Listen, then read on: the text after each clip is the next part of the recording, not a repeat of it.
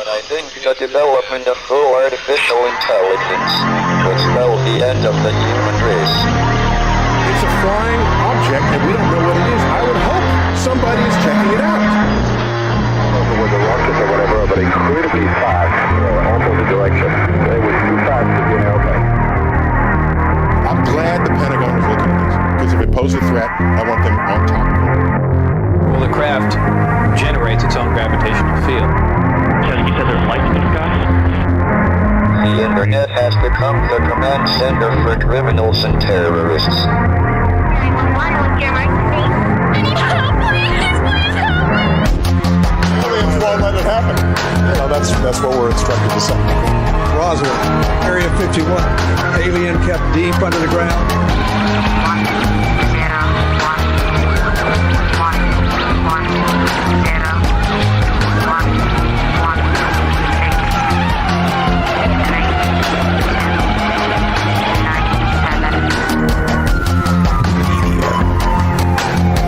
Doesn't have your best interest in mind. The government is self-serving. You're here for a reason. You're listening to Troubled Minds Radio.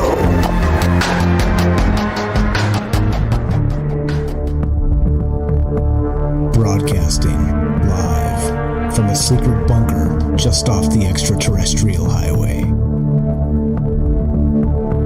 Somewhere in the desert sands outside of Las Vegas. From somewhere in space-time, loosely labeled Generation X on planet Earth.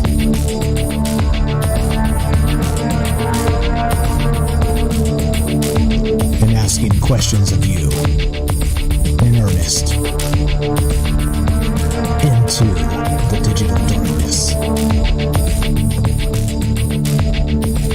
Good evening and welcome to Troubled Minds Radio. I'm your host, Michael Strange. I'm here with your co-host, Ash, the reptilian from Mars. And we'd like to say hello to all of you who might also have troubled minds. What's up, guys? It's Wednesday night, and that's one of the nights we get together and talk about all the things we're not allowed to talk about. You know what those things are. Aliens, conspiracy, the paranormal, the government, academia, the 24-hour news cycle, propaganda, and the general feeling that we live in the upside down. This show is live. If you want to be part of the show tonight, the number to call is 702-957-1037. That's 702-957-1037. We are broadcasting live on the Fringe FM. We are streaming live on Facebook, YouTube, and D-Live. We are reading the chat as we go and taking your thoughts on the topic of the night, which we'll get to shortly. But this show is about all those things and more. This show is a long conversation that continues, and as long as God willing, we'll continue tomorrow and the next day as we continue thinking about these things, because they're important. They're important to think about, important to talk about, even if they seem fantastical sometimes. So here we are doing this. Let's reach out to our co-host here, see if we can get a solid connection to Mars. Earth to Mars. 1, 2. Ash, do you copy? Are you there? Hello, humans. How are you doing tonight? Yeah, good, man. That your connection sounds fantastic. You must have had like a helicopter land on your planet recently or something. Yeah, I just managed to steal some parts from the Jeff Bezos slave camp here up on Mars. And I got that in there, and I noticed there was some stuff flying around here, but I don't know, man. That could have just been out in the Nevada desert, right? Possibly. You never know with NASA. So they say. So welcome to the show. This is Ash, the reptilian from Mars, guys, and we're talking about all the things we're not allowed to talk about, namely the topic for tonight. Why don't you break the ice here and tell them what's on our mind tonight? Yeah, so I worked on an episode actually for my channel about this subject a while ago, and it didn't really feel the need to revisit it, right? We've already done a show kind of on this subject, but with the recent events, the what do they call it? The pattern is starting to emerge. So we're going to be talking about potential alien false flag. I know that a lot of viewers, a lot of you guys have been mentioning it in the chat over time. Hey, what about the alien false flag? I see it on all the Facebook groups, all these different kind of groups. So let's get into it. We're going to talk about it tonight. Is that, we hear about all the rumors. Is that what's on the menu? Let's explore it. Let's look into it. And most of all, we want to hear what you guys think. So we're gonna go through some stuff. And what do you think? Do you think the government is capable of? I almost trying to say that with a straight face. Do you think the government is capable of faking an alien invasion for their New World Order agenda, or is you think that's all malarkey? As they say. So call in. We'll hear from you and see what you guys think. But that's the topic for tonight. There you go. So, as you know, we broadcast live Tuesday, Wednesday, Thursday at 7 p.m. Pacific, and so this is Hump Day, I guess you would say. And so we're going to call it Alien Hump Day because Ash is here, and we also have we're talking about the false flag alien invasion. And for the folks that don't know, this has been kind of kicked around as rumor in conspiracy land for quite some time. As you know, if you pay attention to the news in any capacity, and politics, and you're able to step outside of the lefty righty paradigm and all the poo flinging at each other and all this other stuff, you'll, in my opinion, I'll say you'll start to realize that both sides are working together, and they're working together against us. And so it's like a big kabuki theater. They're trying to make it seem like they're doing what's in our best interest. And clearly, I mean, all you have to do is like follow a little bit of it, and that that's not the case at all. Don't get me started on taxes or healthcare, because it's broken as hell, and et cetera, so on. But the point I'm trying to make here is that if you pay attention, it seems like the legislation that keeps happening and keeps rolling through seems to be maybe angled against us, in that there's an ulterior motive, let's say, of many of you have heard the term the New World Order. Okay, many of you have heard the term globalists. It seems like more and more this is becoming more of the agenda, which means that they're using whatever they can news-wise to chip away at the old school freedoms, which is an interesting concept because, of course, freedom is freedom. It's one of those things you could talk about for months and months and months, debating what that actually means.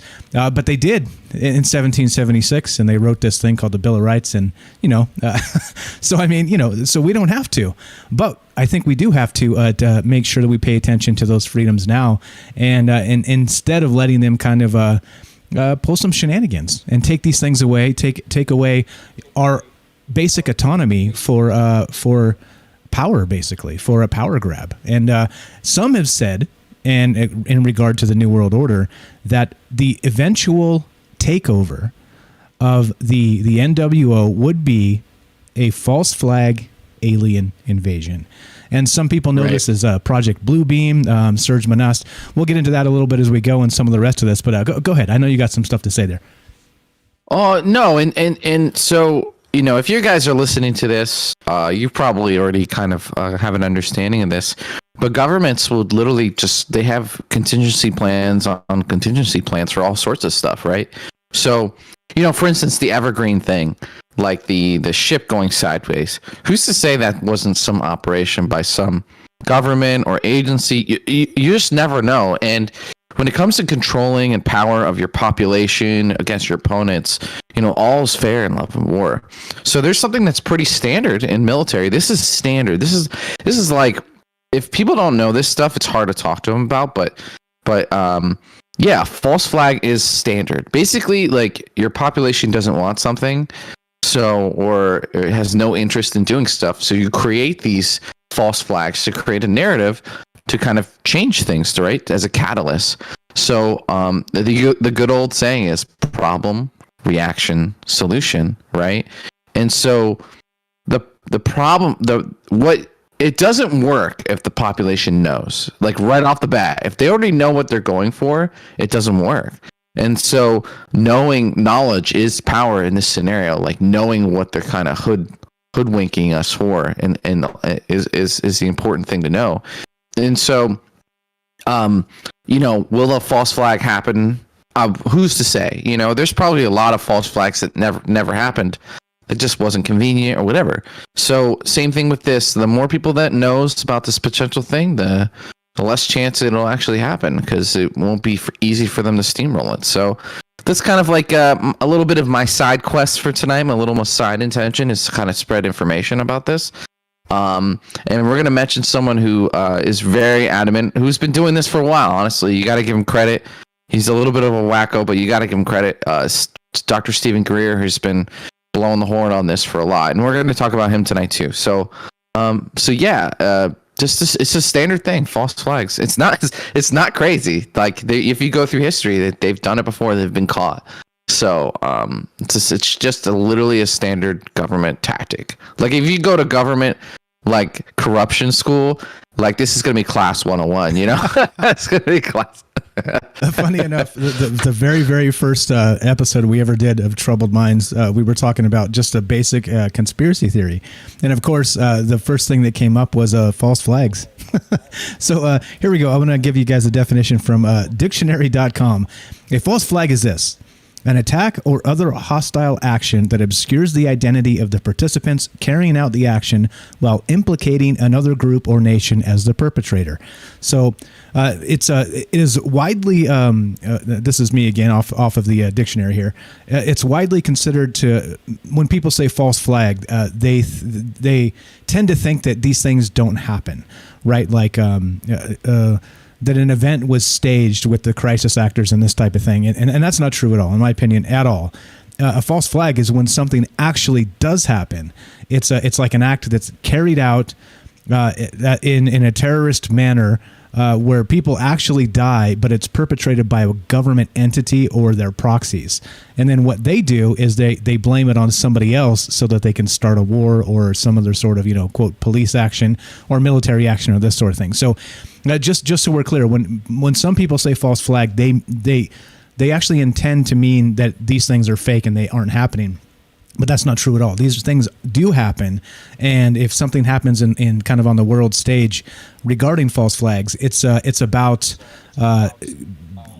committing some atrocity and then blaming it on somebody else, so you can take action, right? You can go get the bad guys, right?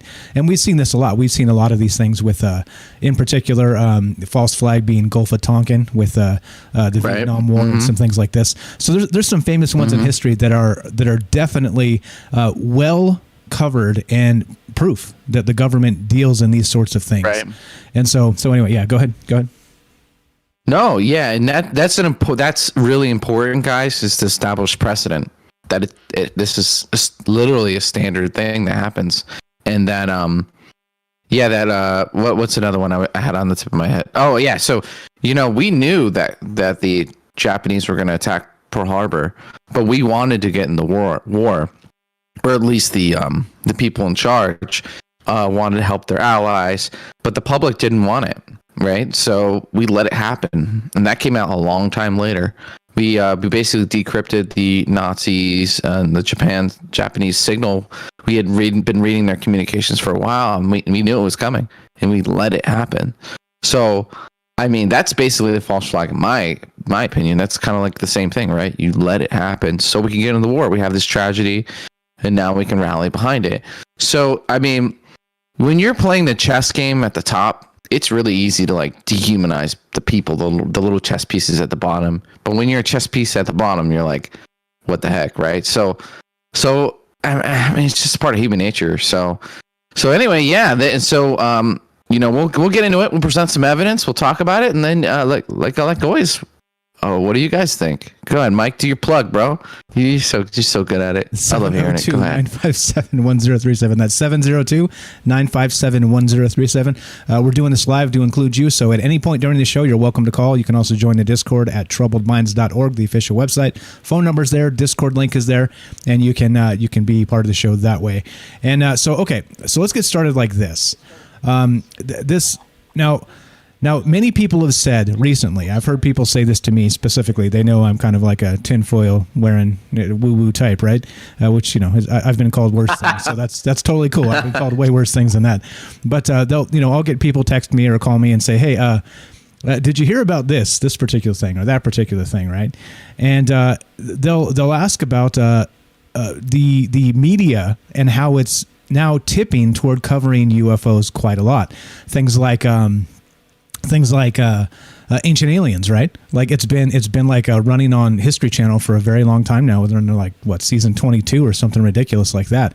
But there seems to be like this media saturation, not just with television and movies, but everything, radio, you name it. And so part of that seems to be people asking me the question: do you think that all of this is fake, like 100% phony? And the only thing that's happening is we're being saturated with this information because they're setting something up for the future, right? And so that is kind of what, again, you know, people bounce it off me. I have people asking me the question, like, what do you think about that? And I think it's plausible. I think it's definitely plausible. And you got to think about it in terms of like taking over like a population, right? If you have actually, let's hear it from Ronald Reagan himself. So speaking of media saturation and the things where this stuff gets super coverage and clickbait, and you know, on television, in the movies, it's aliens all the damn time now, right? It's happening all over the place, kind of no matter where you look. Fox News is covering it. Even CNN dipped into it recently, and so we're definitely getting this. You know, some people call it good. They call it disclosure. Other people call it disinformation, right? It just depends on who you ask. But let's go back to the 80s. And a sitting president actually had this to say, and this is a shout out to Ash for putting this together. But this is from his video that we'll share as we go. But this is Ronald Reagan discussing exactly this scenario. Now think about it. Think about it. If the aliens invaded, what kind of power could a government move to do? They could very much like Star Wars, right? Just kind of suspend the Senate for brevity of decisions and decision making, and basically suspend democracy and freedom in the name of national security. And so those are the types of things they could do. But let's hear what Ronald Reagan had to say back in the 80s. In our obsession with antagonisms of the moment, we often forget how much unites all the members of humanity. Perhaps we need some outside universal threat to make us recognize this common bound. I occasionally think how quickly our differences worldwide would vanish if we were facing an alien threat from outside this world. And yet, I ask you, is not an alien force already among us? Is not an alien force already among us? Ronald Reagan. And so we actually did a similar show maybe about 8 months ago. And the thing that Ronald Reagan said right there specifically, he didn't say it one time. This wasn't a one-time speech, right? It gets famously played. And he actually said it several times in several different speeches. So it wasn't kind of like an off-the-cuff one-off, or maybe his speechwriter was like an alien antagonist or something, right? A sci-fi fan or whatever. He said it multiple times in different scenarios. I think one was at the United Nations. And I mean, I think that's what we're looking at tonight. Sitting presidents speaking in ways like this kind of makes you raise your eyebrow, does it not? Right. Exactly. And so, you got to pay attention to the rhetoric that our leaders say. And I think we do that a lot on the show, just like, you know what I mean? Just doing the show, right? We're listening. You hear these things that they're saying, and you know that these are all prepared speeches, agendas, behind closed doors. They have plans, they plan things. And who knows, even the president or whoever's delivering the speech, how much they're actually in on it. But they have a script and they go out and they say it. And you kind of have to kind of like read between the lines and try and figure out what's going on behind the scenes, right? Behind the Wizard of Oz, what's the guy in the man behind the curtain?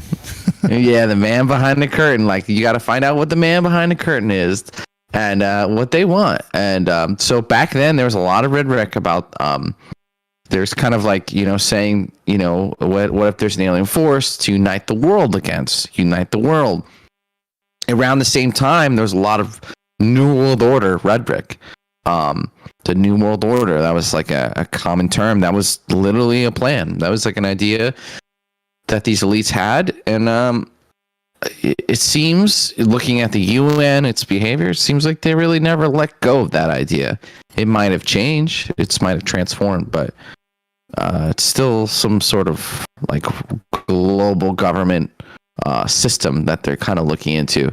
I don't know. Again, we don't have all the answers. We're trying to put together the puzzle like you guys.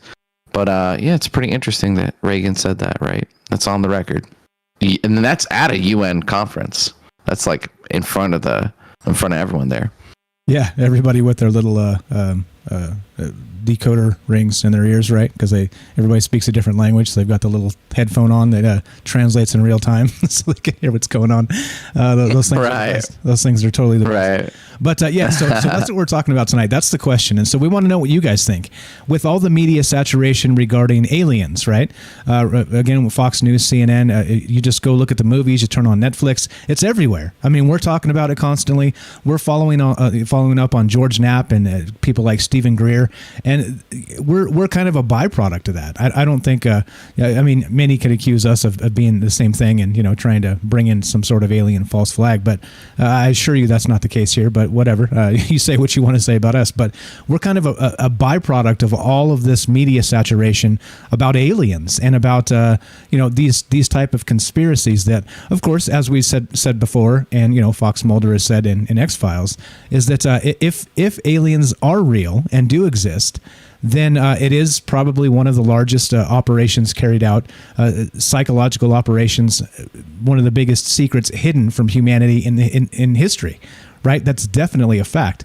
But then, kind of like we said previously on this show, is that if that's the case, how about this? What about the largest psyop in humanity carried out is that they want us to believe these things, that there are actual aliens out there in the Roswell crash and recovered bodies and these things, right? But it's all fake. It's all. I think the thing that kind of leads me to maybe consider that as a large possibility is sort of the fact that a lot of this information from quote aliens kind of circles back to like the same really tight insider circle.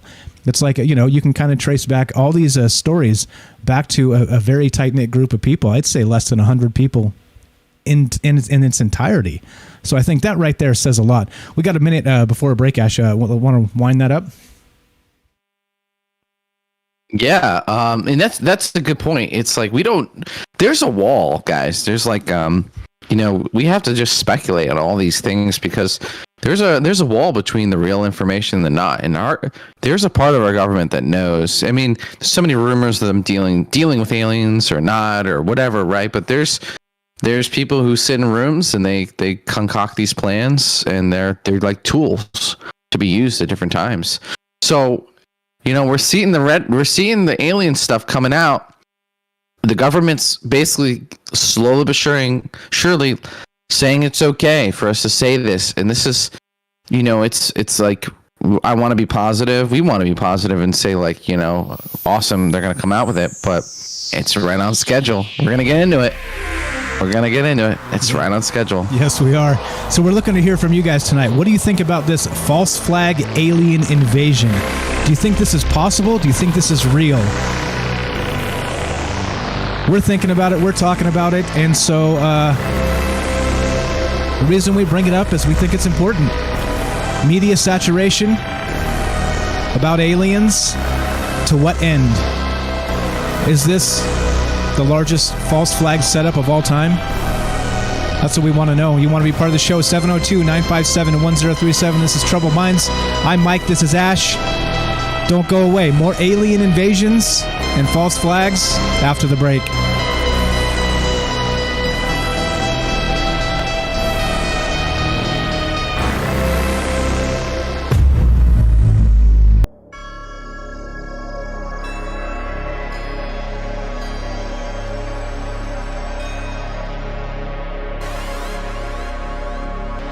Welcome back to Troubled Minds.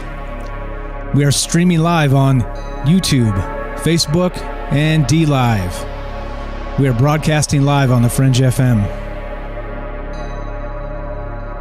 If you want to be part of the show tonight, the number to call is 702-957-1037. That's 702-957-1037. We are talking about a false flag alien invasion.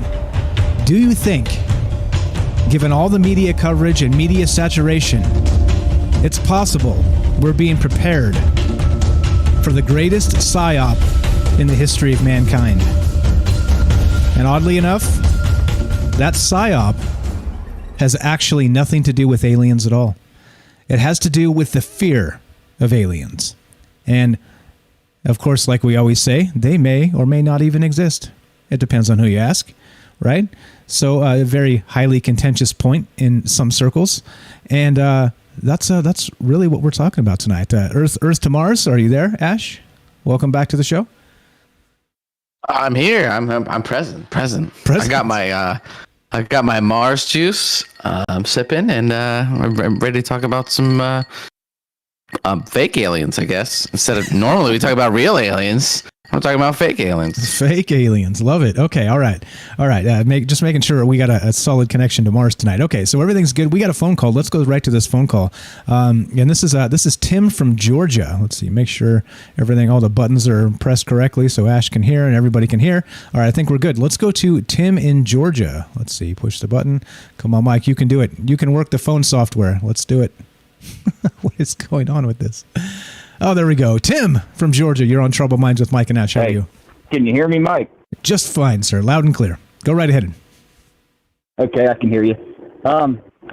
If you look up who George Van Tassel was, he was the first person to ever claim that he had been contacted by aliens. He did so in 1952. He wrote a book about it, and the FBI, under Freedom of Information Act a few years ago, released the documents it's under Galactic Coin Intel Pro because there's actually, the FBI has been very heavily involved. If you say you're an alien or you've been contacted by aliens, then they have a file on you and are literally keeping tabs on you. There's hundreds of people that have been admitted to over the years that they keep tabs on. And one of the reasons why goes back to George Van Tassel, who created this story, wrote a book about it, and then everybody else who waited 2 or 3 decades after that book was out in the late 70s, in the 80s, you had Alex Collier and all the rest of these people come out and say, okay, we've been contacted by aliens. We're speaking to Commander Ashtar. Well, he's hoping the fact that you won't go out there and find out who George Van Tassel was and that he wrote a book, and he was the first person ever to claim that he was contacted by aliens, and specifically by Commander Ashtar, okay? He was the first person to do so. Now, the whole story with Valentin Thor, Congress, and all that stuff does not appear and happen until after this man writes his book. I want everybody to understand that.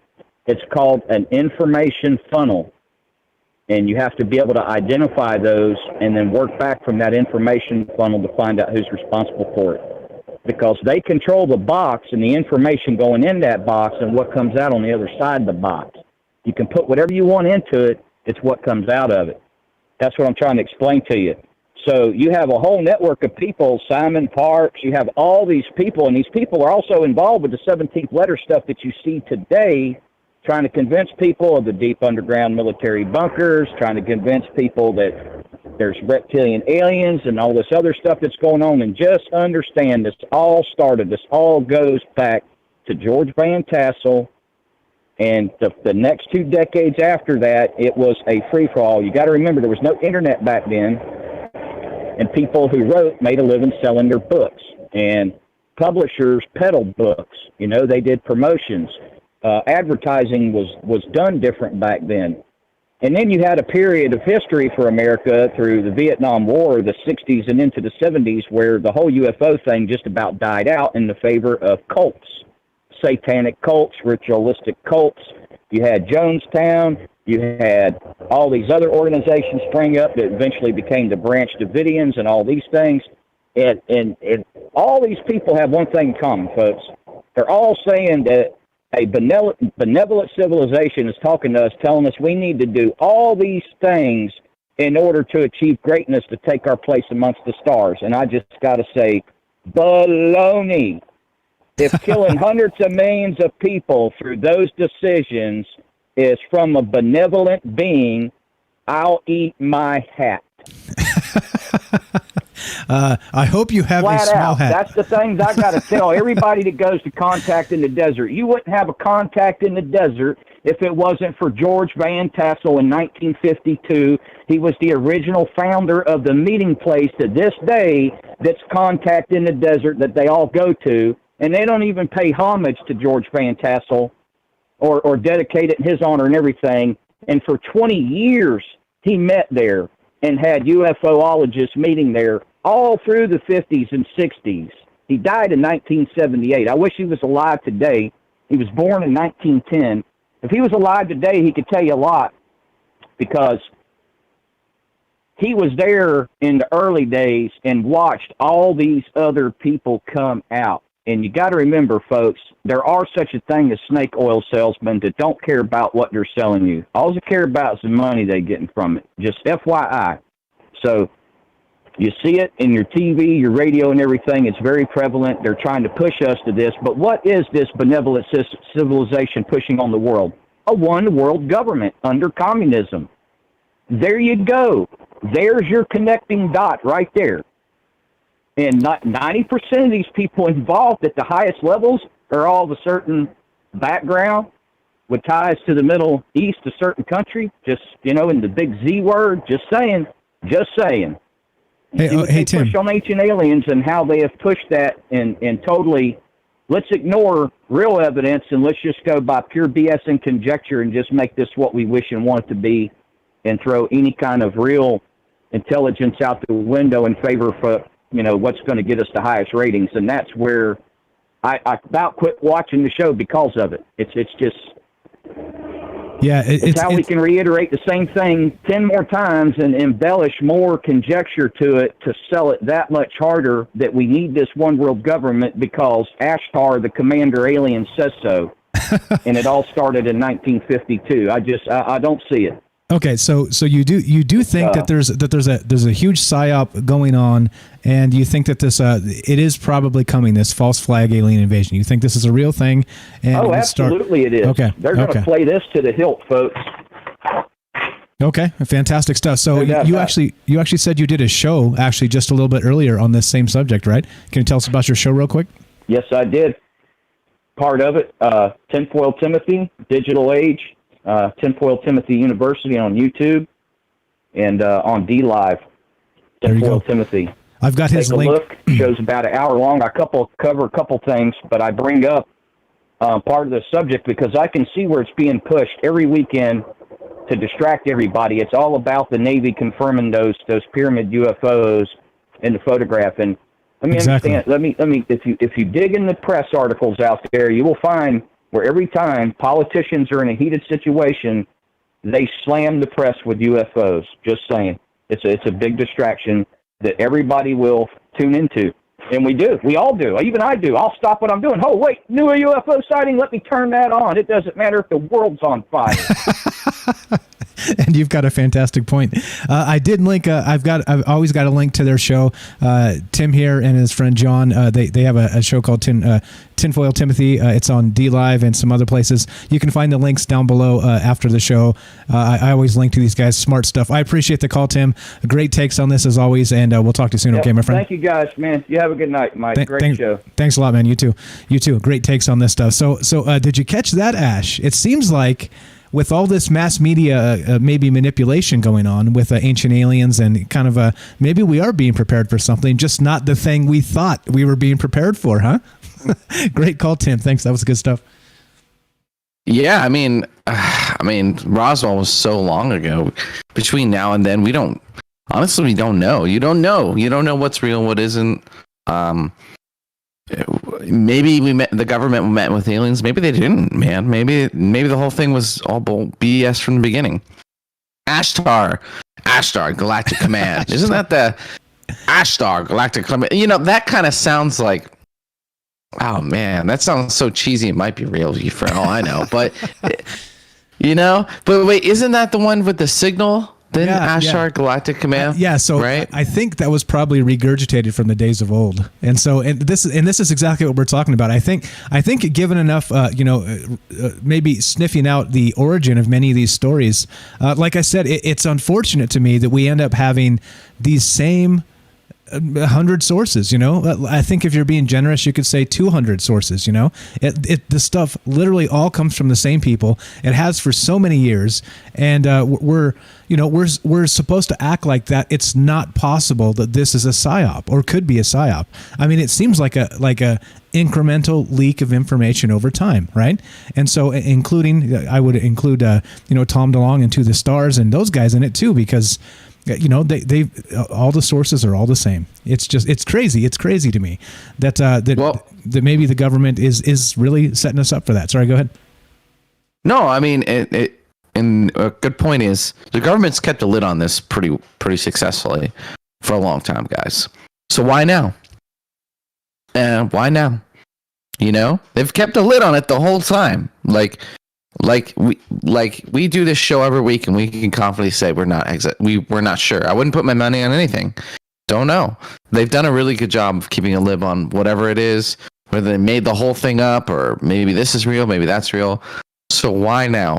What's the advantage to actually coming out with it? And I have a few ideas that are positive. Maybe the government actually needs help. Maybe they need to move some of these things into the mainstream. Maybe it's a distraction. Even if it's just a distraction from something else, as long as that other thing isn't the end of like life as we know it, then that's not even that bad. But yeah, there just seems to be right now with COVID and the alien thing. It's like they have everything ready. They're just throwing everything against the wall and trying to kind of like execute some plans. But previously, before this, it was climate change, and we did a show on that. And that show wasn't about whether climate change is real or not. That wasn't the argument. It was just the fact that the UN literally was using it to like get funding and pass legislation and do things like 100%. Like we proved that on the show. There's article to article, and we could prove that. And then they just gave up on that. And then coronavirus came out, and then pretty much concurrently with that, we're seeing all this stuff. So, is there 5 dudes in a room twirling their fingers? Man, I don't know. But I've been hoodwinked enough. I've been pushed around enough, wearing masks and all kinds of stuff long enough that, I know something's going on, right? So the radar is going off, and I don't know if it's going off for you guys too, but yeah, that was a great call, by the way. So thanks for calling in, and yeah, I'm interested. I should go watch his little episode on the same thing. Yeah, I guess this is a common thing to talk about, right? Like the false flag. It's kind of a big topic. Yeah, they do fine work over there too. So if you guys want to be part of the show, we are talking about the alien invasion, but not the one you think, not the War of the Worlds type that they play on the radio and people jump out the window, which was mostly fake as well, meaning a lie, and they over-exaggerated that entirely. But not that type of alien invasion where the little green men come down in spaceships, but the illusion of such. There was an individual by the name of Serge Monast. He's French Canadian, I believe, and he actually had a theory about this called Project Bluebeam, and it was about a holographic alien invasion. Through holographic technology, they're able to put these things in the sky and convince people that the aliens are attacking, and as a result, they would actually be able to turn it into a power grab. Right? They could suspend all human rights. They could suspend all legislation, all democracy, the world over, and just take over. And it's as simple as that. And because people are afraid, and that's a Project Bluebeam. That's exactly what they were talking about. And I think that this is as pertinent a conversation as any when you talk about the alien agenda, right? Or you talk about the ancient aliens and mass media and how it's getting all this coverage now. But anyway, I digress. What we're really doing here is trying to have a conversation with you. What do you guys think about this? Do you think this is real? Do you think this is all the alien stuff is just a bunch of BS, fake stuff to get us thinking one thing and looking the other direction while they run away with the ball and score a touchdown? You tell me. This is Troubled Minds. If you want to be a part of the show, the phone number to call is 702-957-1037. You can click the Discord. The link is at troubledminds.org. The phone number and Discord link are right on top. You can't miss them. You can be on the show either way, and that's what's going on. So Project Bluebeam, Surge Monast, and the rest of this. I don't know. We got some clips to play. Where do you want to go after this, Ash? Well, so there's a few things since I've done that episode I didn't really include in. I just kind of want to mention real quick, just kind of some of the blips that kind of triggered me personally for like, maybe it is happening, right? So we can talk about some of the news articles, right? Like, so we had the UFO Pentagon footage, and that's mentioned in there. But one thing I didn't mention is Space Force, right? Like they kind of. Did you notice they released Space Force? They did Space Force, but it immediately released like a Netflix documentary making fun of it. Netflix show making fun of Space Force, and Space Force was kind of like a joke. And I just adamantly believe, if you look at the government spending, the government has spent trillions of dollars on military, and if the American people really sat down and thought about it, they would be pretty pissed. And the day before 9/11, I don't know what I can't say. The Pentagon admitted they lost $2.3 trillion. They lost it. And then the next day, boom, that event happened and no one talked about it.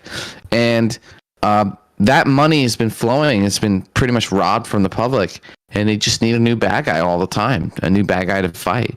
And it's just, Space Force was formed. And Trump was terrible at keeping a lid on his mouth. We can all agree on that. Whether what side you're on the aisle, we can agree on that. And he said we're doing a tremendous amount of things in space. Whoa, wait, what? Whoa, bro! What do you mean? What are you doing up there? Like, and that's one of the reasons they really didn't want him in there. It's because he couldn't keep it secret. One of the reasons. Yeah. One of the reasons. Yeah. Yeah, and it's like, what are you doing up there, and what are you spending all our money on? Anyway, so let's move forward. Let's get through some of this, but I just wanted to mention that. So perfect, and actually, so I actually equated it at the time when we were covering Oumuamua. I thought Space Force was to maybe handle something up there they weren't telling us about. We have a phone call though. Let's go to this, and then we'll keep on rolling here. Let's see, Paul from New Hampshire. You're on Troubled Minds with Mike and Ash. How are you, my friend? Hey, how are you guys? Hey, great subject tonight. Love it. It's funny. I've been thinking about this, and I think I can have some evidence that might sway people's minds one way or the other. Who knows how it works? But let's just look at what's happened lately in mass media. Number one being the videos that were released that were at first claimed to be military that wound up being nothing more than night vision scopes of airplanes. My question is, why are they doing this? Why are they putting this on mass media now when they have real evidence? Okay, we have real evidence. We have, I think your question was, Mike, when I called, when I was listening to this, is this real or is it not? Well, damn straight it's real. And like I said, the evidence is right there for anybody to see. Why would they do what Ash just mentioned? You have these videos of the Pentagon Pyramid, which were real, by the way. There were two different videos that came out of a guy driving around in his car. Very hard to fake unless they were top-of-the-line CGI people. And if that's what it is, again, there's a reason they're doing this. It's disinformation. We're going to do the best UFO video. We can't put it on CGI and then shove it down your throat. So when later down the line you find out it's CGI, you're not going to believe it. But, I fully believe those were real videos. And that's coming from experience because I've seen this happen. And now lately you have this video that's come out that's, a pyramid. And pyramids chasing a Navy ship. This thing went viral within days all over. Tucker Carlson on Fox News is talking about it. And then you have, again, what Ash mentioned, Trump coming out talking about the Space Force. And what the hell is going on? Why are they using fake videos to try and prove the point that most of us that with half a brain already know, by the way? Maybe if you're younger, you haven't studied this, but don't know the difference between CGI and real videotape, which, by the way, I know all about that, as you know, Mike. And where are they going with this? What's the point? It's kind of scary. That's all I can say about it. It's kind of scary. It is scary. So you think it is possible they're using fake videos and mass media to drum up some hysteria so one day they can tell us the aliens are here and do what they will, right? Or you're saying that's possible? I think that's absolutely possible, and I think it also goes back to what Ash said about money, about funding military, funding, giving them a reason to put up walls that, look, obviously we built a wall to stop aliens, but they didn't have antennas, so that got taken away. So now we're building walls that are going to stop aliens that have been here all along. And we need to build a space wall. That's what you're saying. Yeah, you got it, Ash. You got it, man. Yeah. Now we need a space wall. So we're going to take all the money away from that because it doesn't matter. By the way, if we have to build a space wall, guys, we're already screwed. I hope that was, we're already screwed. Let's build a space wall. You think that's going to stop the powers that be? We can't stop what's happening right now. Even good notes happened, and it's all turned into a narrative and a rhetoric that everybody's bad, no matter, if you don't think like me, you're bad. So here we go from being nut jobs that figure this stuff out to being people that, are actually talking about it. And heaven forbid we do that. I'm going to be named a drunk guy in a field, according to Tucker Carlson. Hey, Paul, we got to go. We're up against a break here, but I appreciate the call. Everybody, this is Paul from New Hampshire UFO Hunter on YouTube. Go check him out. Go follow him over there. Paul, thanks for the call. Oh, great stuff as always. We'll talk to you soon, okay? God bless, my friend. Hey, guys. Yeah, appreciate it. Be good. Thanks a lot. You too, man. There we go. All right. So as we finish that call up, thank you again, Paul. Fantastic stuff. We're talking about our thing. We're doing what we do on Troubled Minds and kind of going through the gamut of possibilities. Right. I think you have to keep an open mind about all these things that are possible as they kind of clunk out in the media. Right. And as a result of that, here we are talking about it. So we're talking about the false flag alien invasion. Do you think we're being set up? Do you think government is in league through Project Mockingbird and Operation Mockingbird, working with the CIA to perpetrate a hoax, an alien hoax, so they can take whatever they want to take?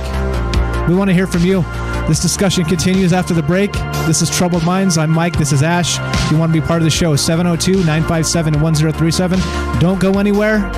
More coming up.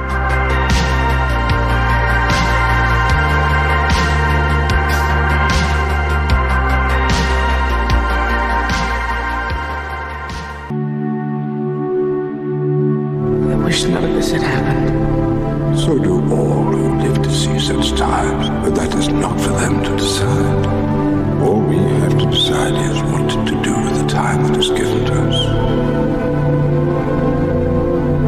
Other forces at work in this world, Frodo, besides the will of evil. Bilbo was meant to find the ring, in which case you also were meant to have it.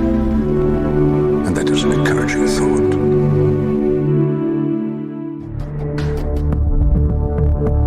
Broadcasting live from a secret bunker just off the extraterrestrial highway. Somewhere in the desert sands outside of Las Vegas. From somewhere in space-time, blue loosely labeled Generation X on planet Earth.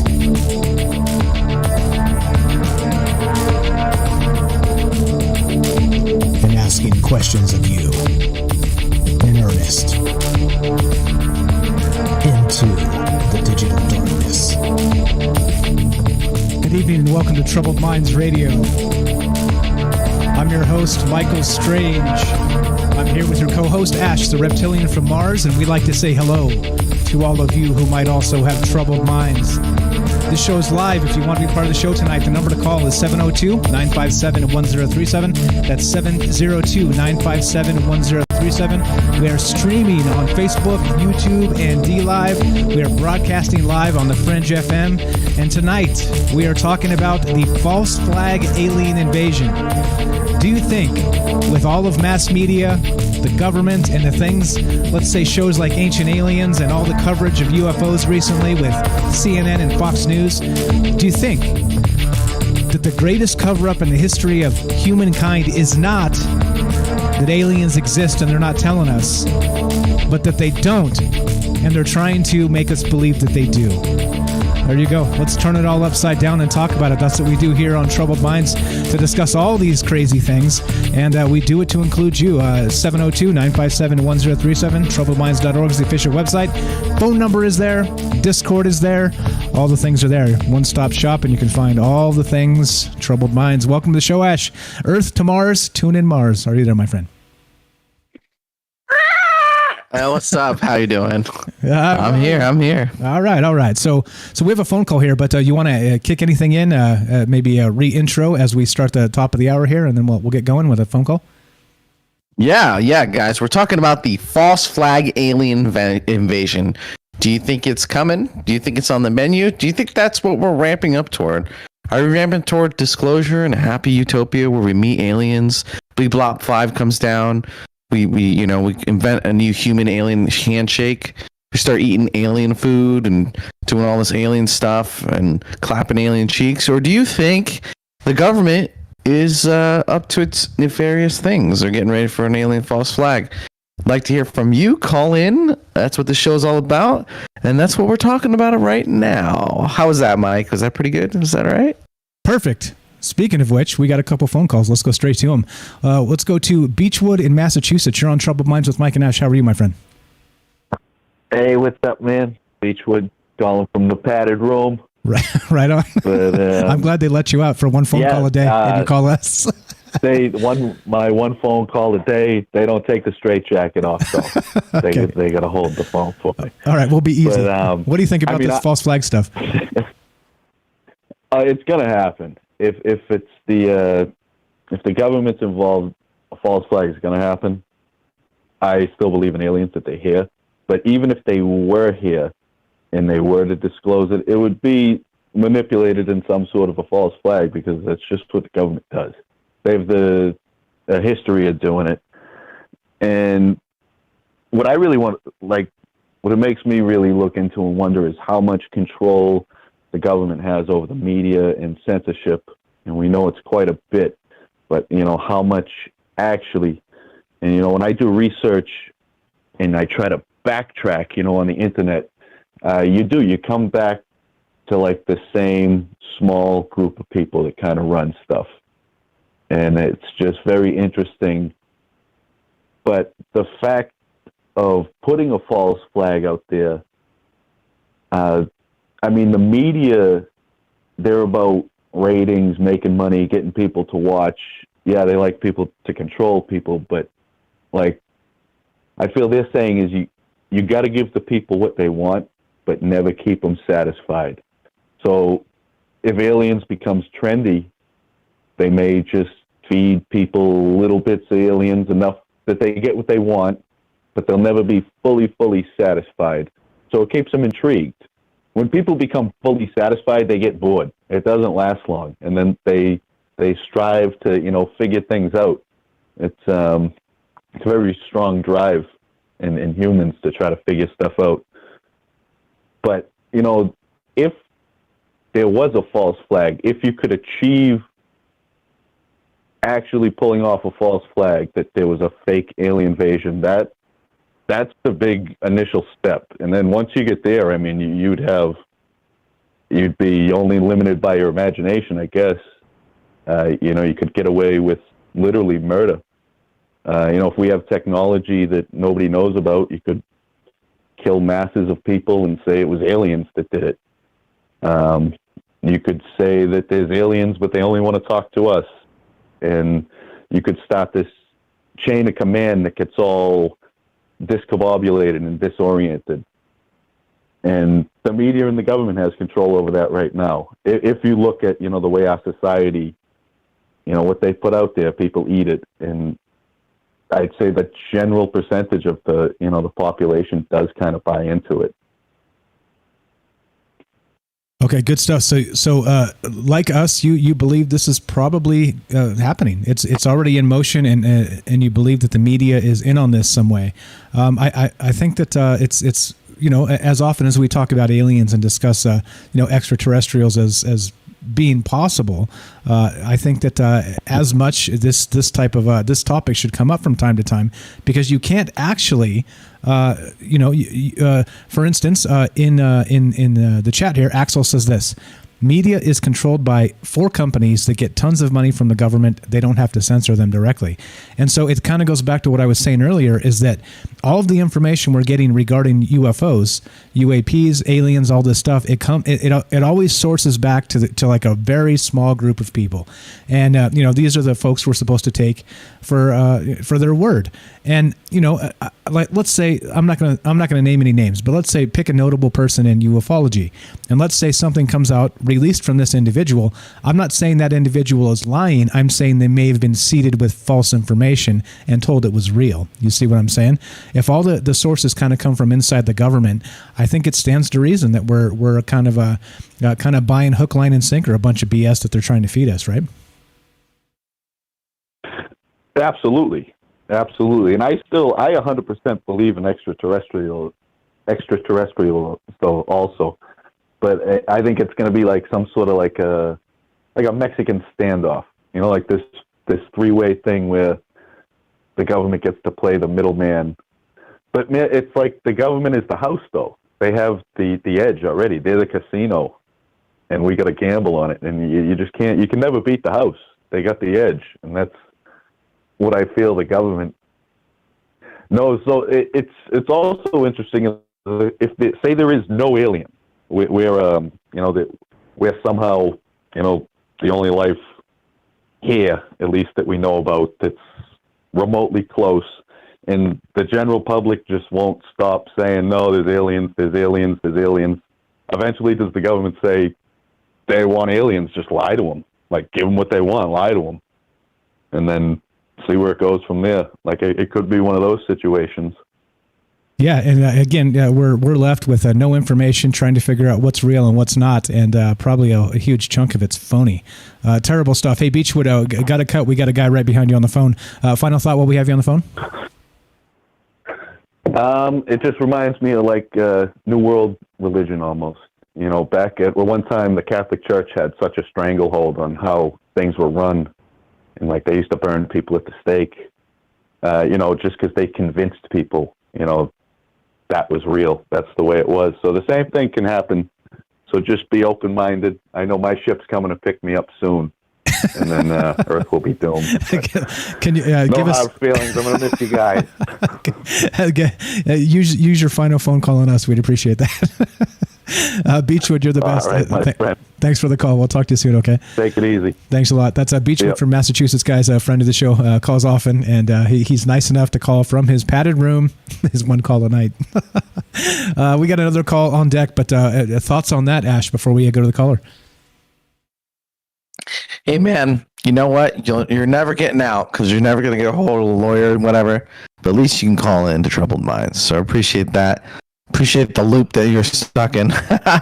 No, but yeah, it's like I think it's a really common thing that a lot of people are aware of this potentiality, and at the end of the day, you don't know, you really don't, and he says something really really smart. The government is the house, right? Like they run everything.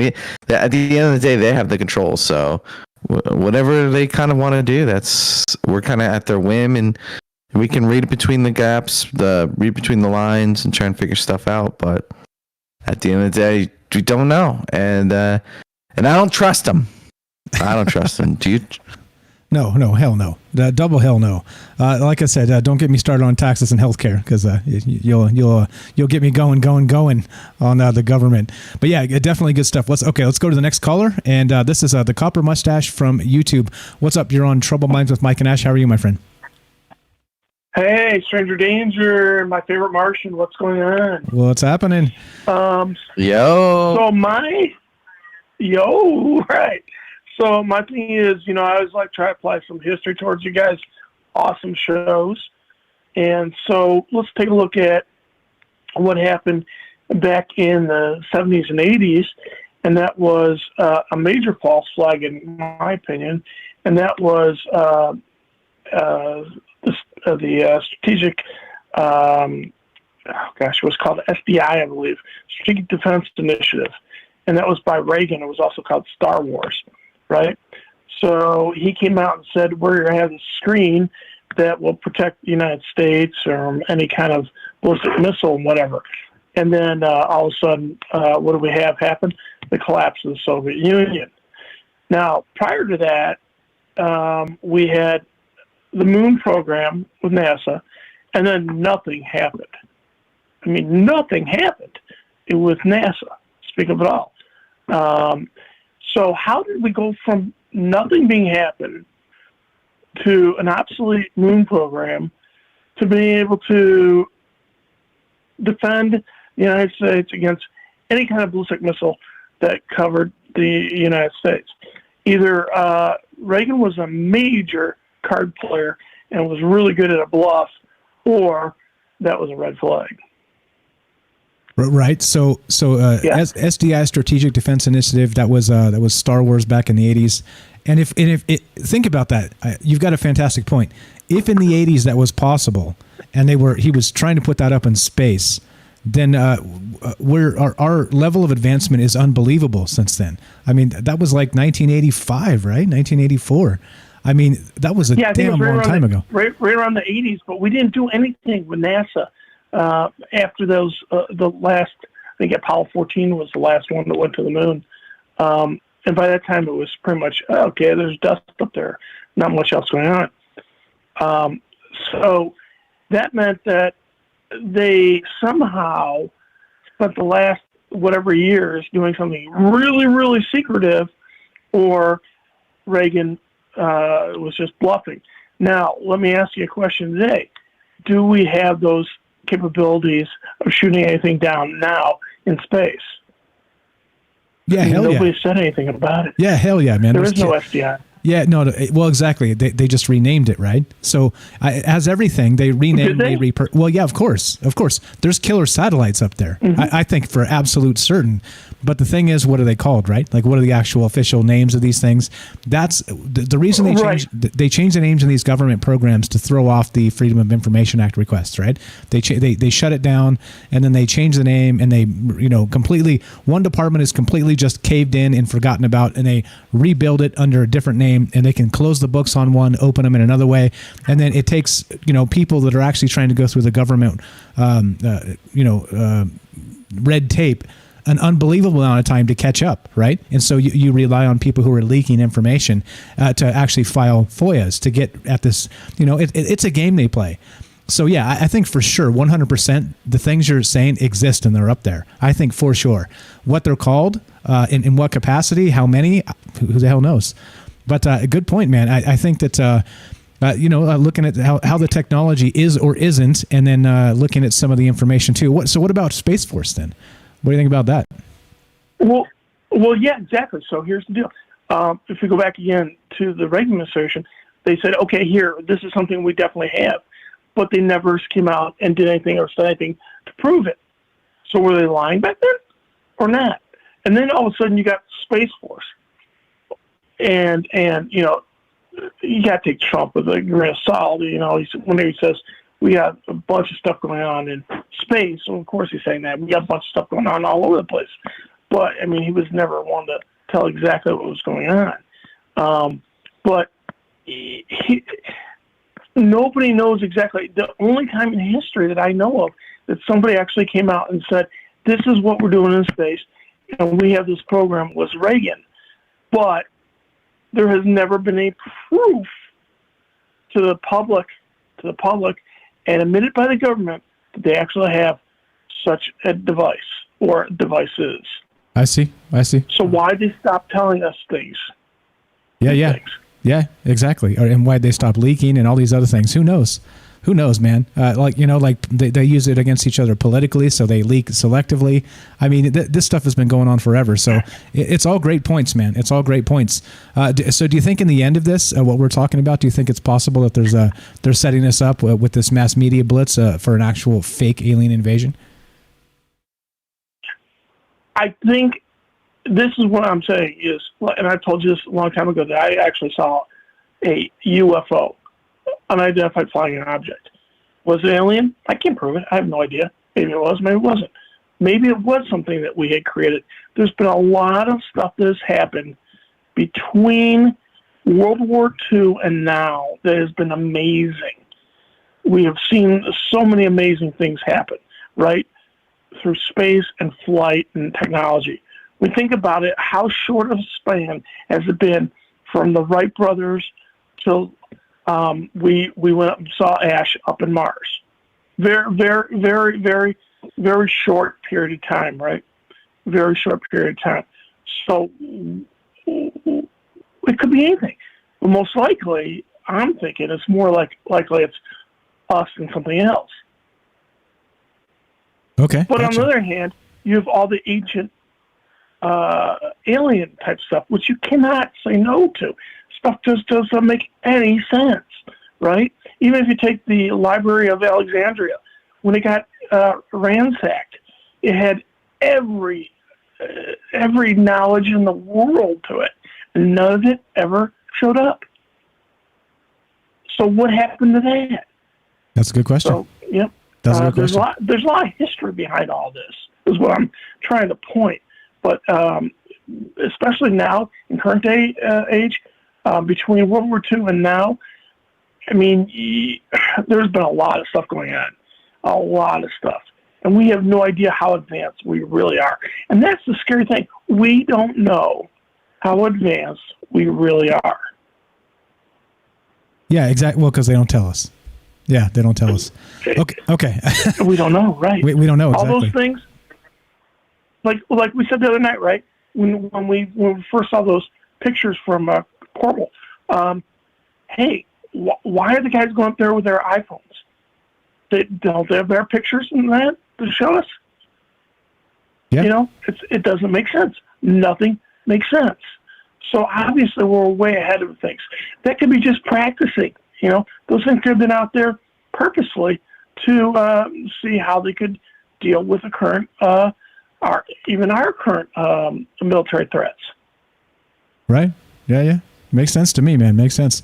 And again, we're left in the end. We're left with just a bunch of nothing, a bunch of guesswork, and that's the shame about all this. Is we're all we're the ones footing the bill, and we have no idea what anybody's doing. It's crazy.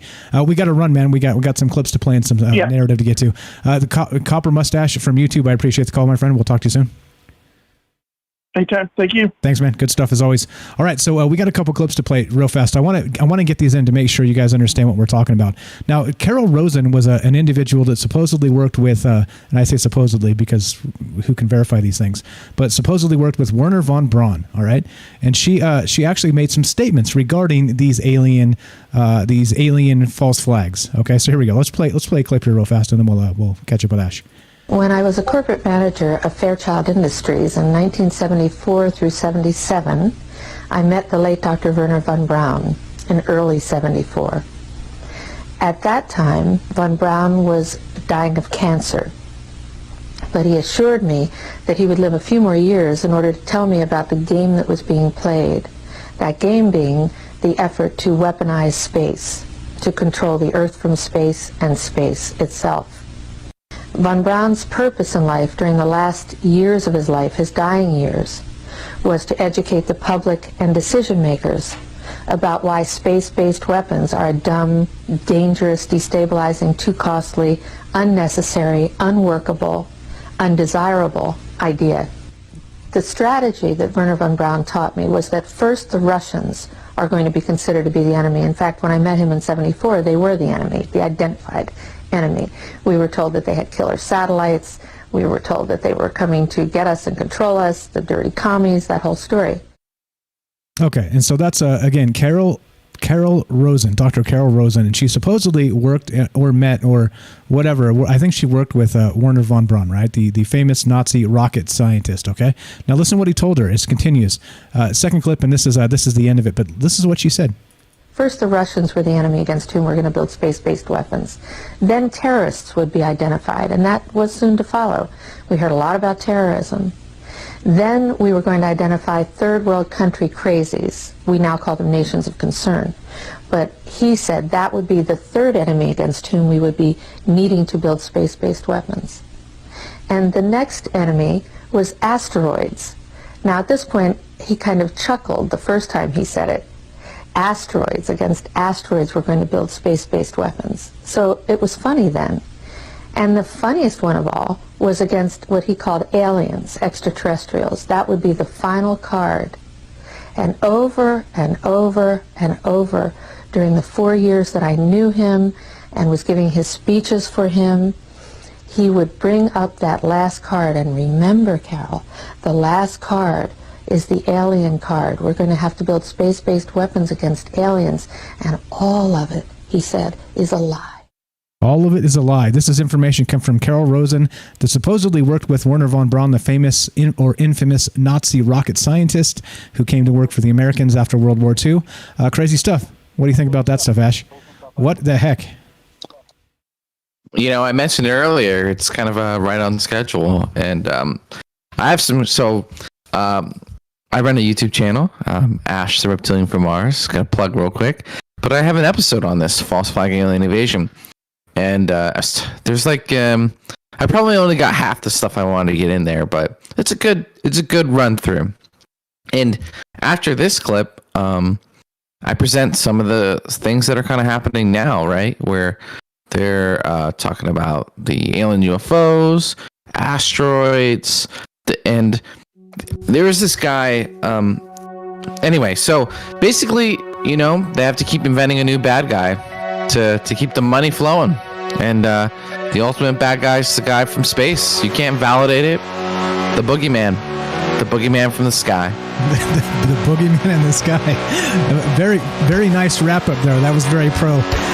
You're listening to Troubled Minds. I'm Michael Strange. This is Ash. We're talking about the false flag alien invasion. Do you think we're being set up for a bunch of stuff that's not true whatsoever? Looking to hear from you. 702-957-1037. TroubledMinds.org. Don't go anywhere. More after the break.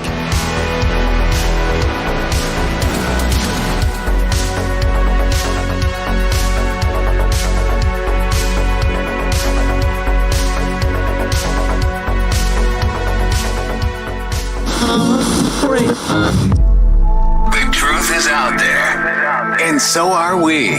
KTLK, Digital Broadcasting, The Fringe FM.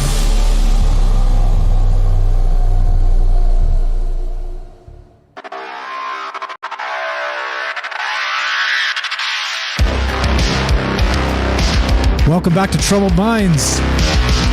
I'm Michael Strange. I'm here with Ash, the Reptilian from Mars, your co-host. We are streaming on Facebook, YouTube, and D-Live. We are broadcasting live on the Fringe FM. Tonight, we're talking about mass media, UFOs, and is it possible that the government is using the media to distract us from the fact that they're going to stage a false flag alien invasion? I know, mind-blowing stuff. That's what we're here talking about. If you want to be part of the show, the number to call, 702-957-1037. That's 702-957-1037. troubledminds.org is the official website. You can find the phone number and the Discord link there. And we're just doing our thing. We got 30 more minutes, and we're taking your phone calls. And what just happened to all of my windows? I hope we're still live. All right. Let's just assume we are. Everything just closed down all at once. Earth to Mars. Do you copy? What's up, Ash? You there, buddy? It sounds like you just took a hammer to your station, huh? Just blah, blah. Everything went down. I don't know what the heck happened. But anyway, what else? We will continue. So all right. So you were making a point just before we got interrupted there. So you want to continue with what you were doing? What you were saying? Oh man, that was like 2 weeks ago, bro. I don't know. It seems like it, right? All right. We'll get us back on track. I have no idea what I was talking about. So don't listen to that guy anyway. Carol Rosen. Past me. Don't listen. Yeah. Carol Rosen. That's where we were at. We played those clips, and she was talking about the false flag from Werner von Braun, the infamous Nazi rocket scientist, who said that first it would be it would be the Russians that we would be building space weapons against, and then it would be the terrorists, and then it would be asteroids of all funny things, and then it would be space aliens. And that would be the shtick. So that's where we were at just before the break. So go ahead and carry on from there, sir. Yeah, so this is a little dense, so try and keep it fun. But actually, so if you watch this clip on my episode, I talk about this, and I even put all these nice little stock footage, search like Russian propaganda inserted in there. So it's fun. So go ahead and check it out. Ash Reptilian from Mars, false flag video. I'm really proud of that one. But so yeah, and they go through all these potential enemies. Got to keep the money flowing, the military budget. Now, von Braun, he came out off of the Project Paperclip, right? He was once we defeated the Nazis, we absorbed all these German scientists. Because let's be honest, the German scientists and engineers were ahead of us at the time. So there was a scramble for their talent. If we didn't take them, the Russians would. And we couldn't let those dang commies get a hold of them. So if anyone was in a room twiddling their fingers, it was this guy. And so and he foretold of basically kind of this, what it would play out as. They came up with these imaginary bad guys for a while.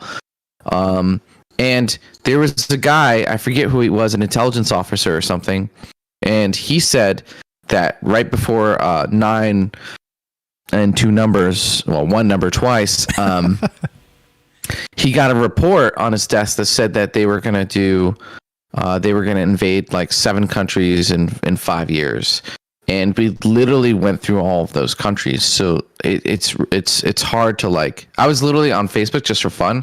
I was like, oh, we're gonna invade Syria next year, just for fun, and I nailed it every time. It was kind of eerie. And so, you hear these rumors, you see these plays, and now we're starting to see the rhetoric with aliens and stuff, and it's correlating. So, did he know? Did he really know? Is this where we're going, or? It's possible they abandoned the plan, right? And this is just a coincidence per se. I don't know personally, but I default to not trusting the government. I mean, that's a pretty good safe bet to do. Yeah, it's a good place to start, I'd say, most days. Yeah. Yeah, it's a good foundational point. Yeah, for sure. Yeah, okay, so I got a good comment here from Night Stalker. Oh, so go ahead, finish your point. No, that was it. I was going to say, so yeah, go ahead, dude. Okay, so Night Stalker in the Fringe FM chat says this: Alan Moore's Watchmen ends with a false flag multidimensional squid landing on New York City, written months before Reagan made his speech about threats from space. The smartest man in the world thinks killing 3 million in a false flag is the only way to save billions from dying from a nuclear apocalypse. And there it is. That's Alan Moore's Watchmen. I actually haven't seen that or it's been so long since I've seen it. I've never read the there's a book, right? I think there's a book, but yeah, I've never read it all the way through, and it's been so long since I've seen the movie that I don't know. Good comment there, and I think that's what we're looking at. We're kind of fact and fiction, right? They seem to merge at some point with that hyper reality, and we're left to try and pick up the pieces and figure it out. So let's go to these Greer clips. I think it's important to get those in. You want to kind of set that up for us, and then we'll play some of these.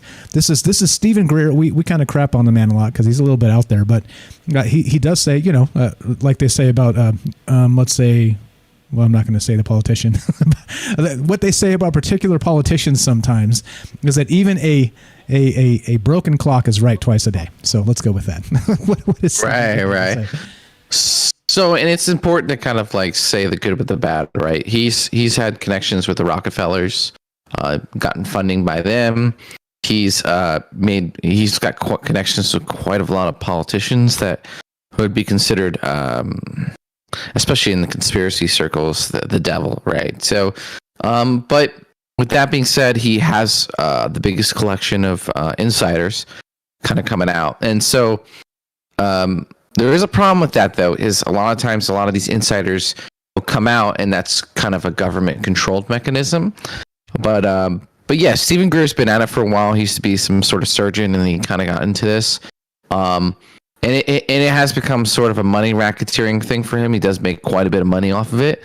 But he has been at it. He has a lot of documents, and he has a lot of content that I think is absolutely worth taking a look at. Even if half of it is true, which I think is kind of how things go. Not all of it's true, but not all of it's untrue. That you should definitely take and this is his expertise, the false flag. He had a documentary on Netflix and all that kind of stuff. So he's got some good clips. He's good explaining. He's also really good at name dropping. If you've ever been in California, you know about name dropping. But anyway, Stephen Greer. So let's listen to him and what he thinks. Let's play the clip. This is Stephen Greer of Summiting UFOs fame. Part 1 action. That was 1955, October. I was 3 or 4 months old.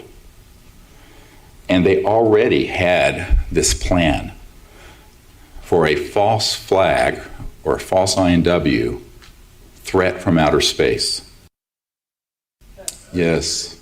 The only way we can live together in peace is that if we're at war with someone else.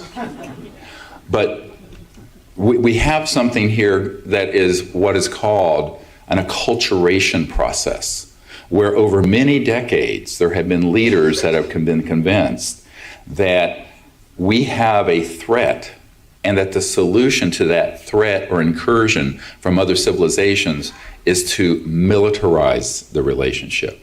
Now, interestingly, the same people who benefit from, say, hoaxing the Gulf of Tonkin event in Vietnam, which stampeded President Johnson into escalating Vietnam into the quagmire it became, that cost trillions of dollars and hundreds of millions of lives, if you count Vietnamese and Southeast Asians as living humans, which they are, or the famous weapons of mass destruction that Saddam Hussein had, which were to justify us going into Iraq, which gave us ISIS. It's all hoaxed. Okay, so I think he's got some pretty decent points there, right? And so, logically, just because the government has done terrible things in the past, it doesn't mean they can do terrible things in the future. Am I right? Am I right? Yeah. Hey, man! If your friend robs you every time he comes over, when are you going to stop inviting him? That's true. That is true. Right?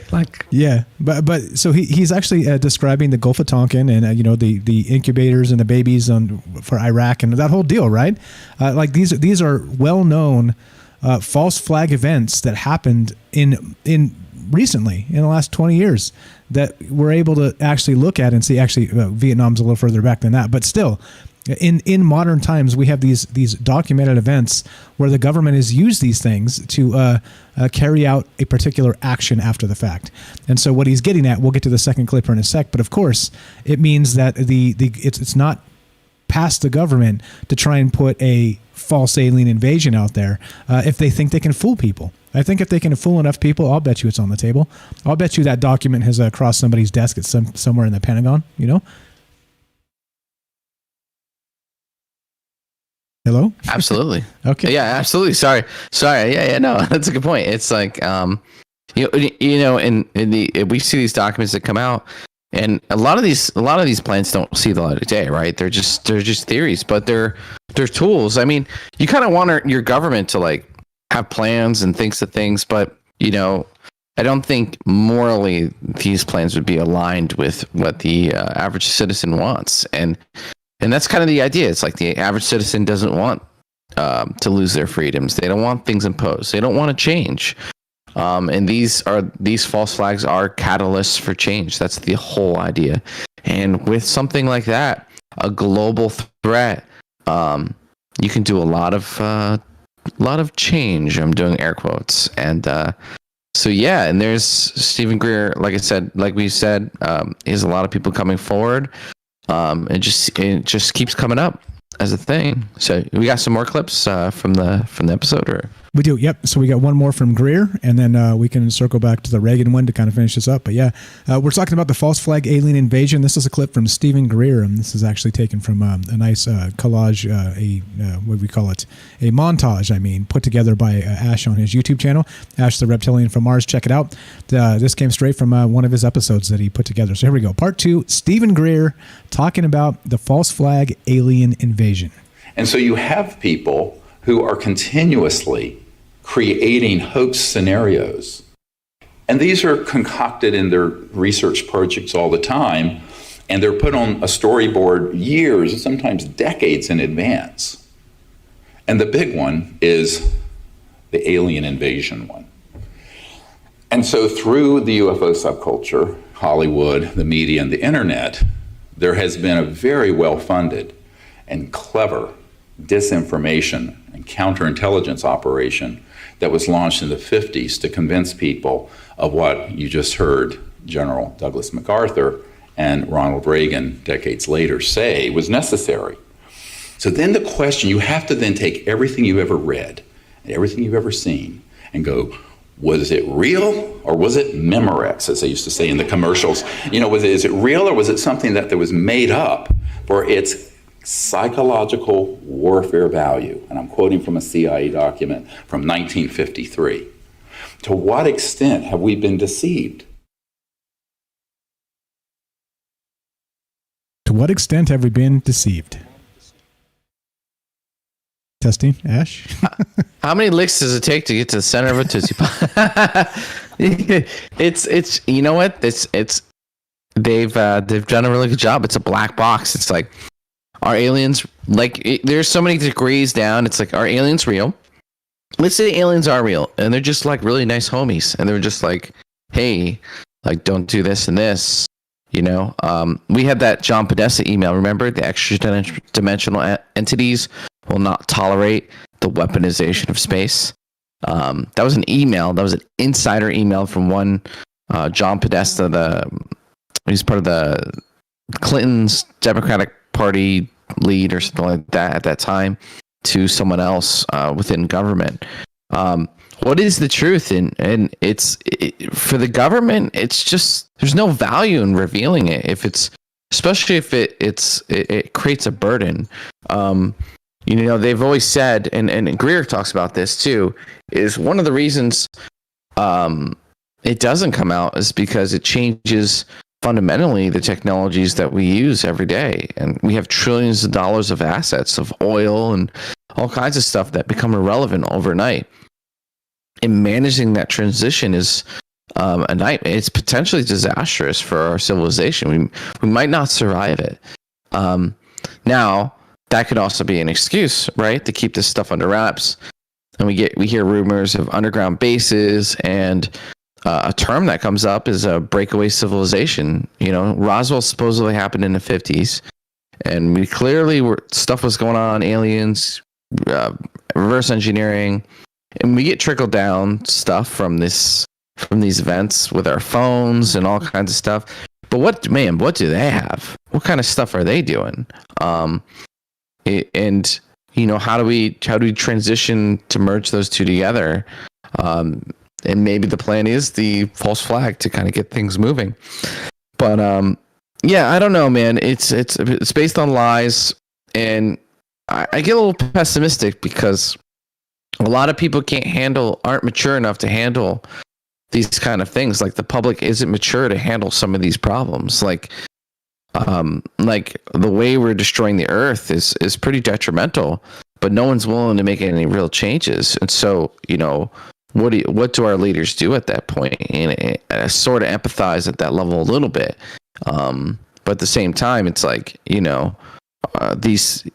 you can't believe anything they say. Like, anything they do, they say they could be doing it for good, and you don't know, right? It could just be all moving toward this Hunger Games kind of future where they have all the power and we're just like peasants in the fields. You don't know, and that's the tough part. And that brings us back to that one telepathy, right? Remember that we had that where the aliens supposedly contacted people and said that we need telepathy so we can read each other's minds, so we can actually trust each other, and that's the main thing holding us back. I mean, maybe they're right. I don't know. Maybe, but it's tough. It's tough. But at the end of the day, it's like, what do you guys think? Do you guys think, like we've been saying, do you think this is on the menu? Do you think this is coming? Do you think, what are we building toward? We got the UFO videos, the gun camera footage. We got all this stuff coming out. The freaking pyramids, that came out. The Navy acknowledged these things. The Pentagon confirmed them. I mean, it's starting to ramp up. It's on Fox News, Tucker Carlson. That's like one of the biggest mainstream avenues there. And it's gaining critical mass. Like, it's getting to that point where, you can't ignore it. And scientists are starting to talk about it. All the podcasts are starting to talk about it. There's intellectual podcasts where they talk about science, and they're starting to, like, every single one of them, they're bringing this topic up because now it's mainstream. So you're seeing it bleed into the culture at this level. And, are we being prepped for disclosure, utopian future? Or are we being prepped for, some sort of false flag, New World Order, dystopian future? At the end of the day, I don't think any of us have the answer. Maybe Warner Brown did, but he ain't around no more. Yeah. So, and again, so a lot of this traces back to the same sources too. So I really doubt, kind of like he had cancer at the time and he was trolling, but who knows about his source though? Maybe his source is making stuff up that he didn't say. I think that's probably part of the issue here when we're dealing with this stuff is everything kind of goes back to a particular source, and we're left fumbling trying to figure it out. We got another call here. We're going to go to this, and then we'll keep on rolling. I got a few minutes left in the show, guys. If you want to be part of the show, 702-957-1037. We got top of the hour. We'll finish here on Fringe, and we'll go one more hour on YouTube, D Live, and Facebook. Let's go to this phone call, and let's finish this sucker up. Let's do it. You are on, let's see, it's still screening. I think we're going to go straight to it. Can we do it? There we go. You're on Trouble Minds with Mike and Ash. This is MJ, right? Yeah, it's MJ. What's up, my friend? What's on your mind? I almost want to go to call in. I get frustrated when I hear you guys. First off, there's no alien invasion. All right. False flag. Not happening. President Trump is right. There's an immense amount of stuff going up in the skies that nobody knows about. We're at least 100 years ahead in technology. I've seen all this stuff. I've seen portals open up. They have a portable device that can open a portal up, or a Stargate as we call them. I've seen all that stuff. Okay, for years I've seen all that stuff. So the only thing the government ever does is they're in the back of the bus trying to reach a steering wheel to drive it, and they can't do it, so they have you do it for them. So y'all follow along, or everybody out there listening, you get scared because of COVID, panic buying. If we hadn't panic bought, we wouldn't be in the same position we're in now, because no one would have reacted because they were on to them already. That didn't happen. They panic bought. Okay?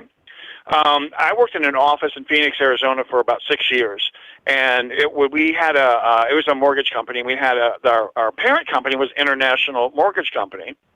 I had a dream on a Friday night, went to bed, had a dream. Our manager was handing bottles of alcohol out to everybody. Some people were taking a shot, and some people were just saying no. Okay? Come Monday morning, and I had the dream where, and it was based in New York. New York went like cloudy, like ash from a volcano, and it just covered the planet. It was an international mortgage company. They went belly up overnight, and that's what that meant. Okay? Monday morning we get there, we find out about it, and the alcohol was the Kool-Aid. I'm going to give you this, and you believe me. I'm going to tell you whatever, and you believe me. And some people are like, no, something's going on. And that's exactly what's going on with anything they ever do, is they're feeding you alcohol. How much do you want to be deceived? Do you want to believe it? Do you want to find the truth? Or you just kind of want to go along because it's just too much for you, too much effort to find out what's really going on? Most people are going to take the Kool-Aid. They're just going to go along, and it's not even a sense of trusting. They basically don't care. They don't care. Or it's just too much for them to have to deal with. I was put in a position to where I've seen a ton of shit. I mean, I have a mini-series in me. I have a miniseries in me.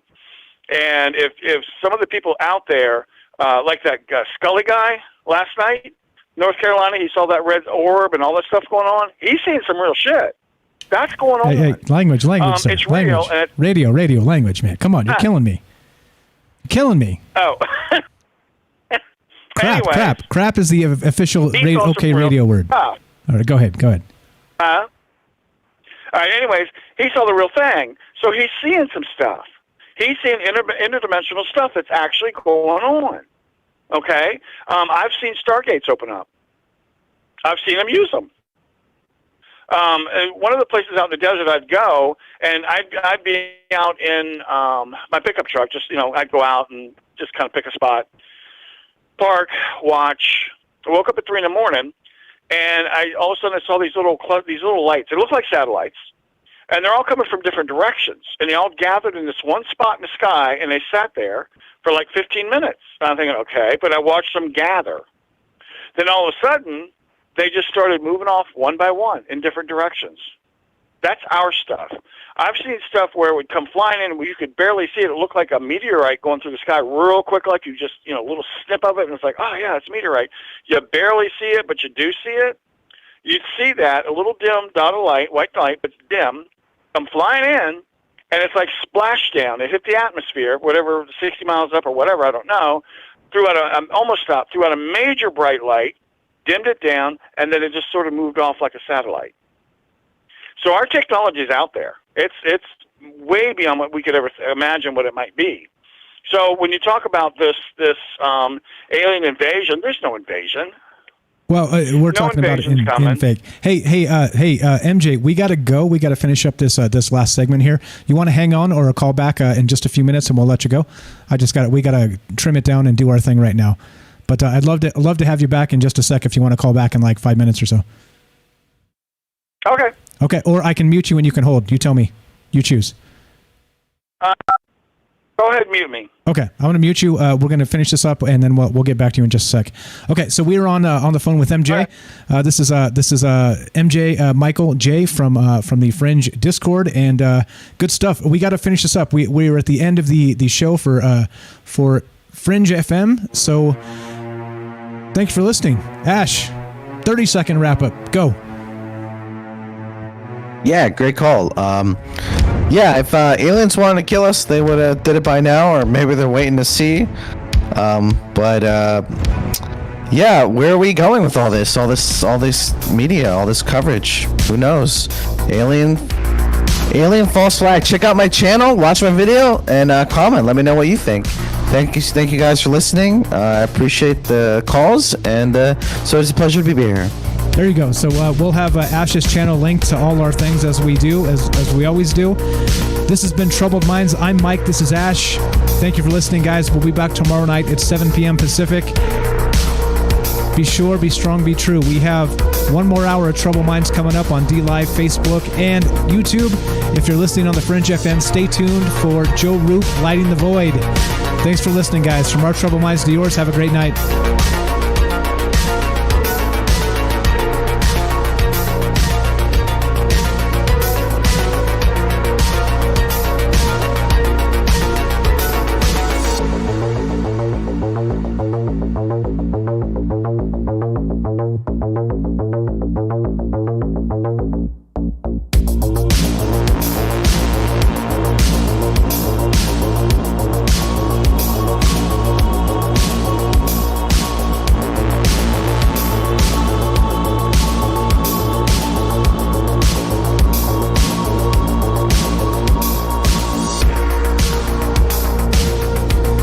So we're not done yet, actually.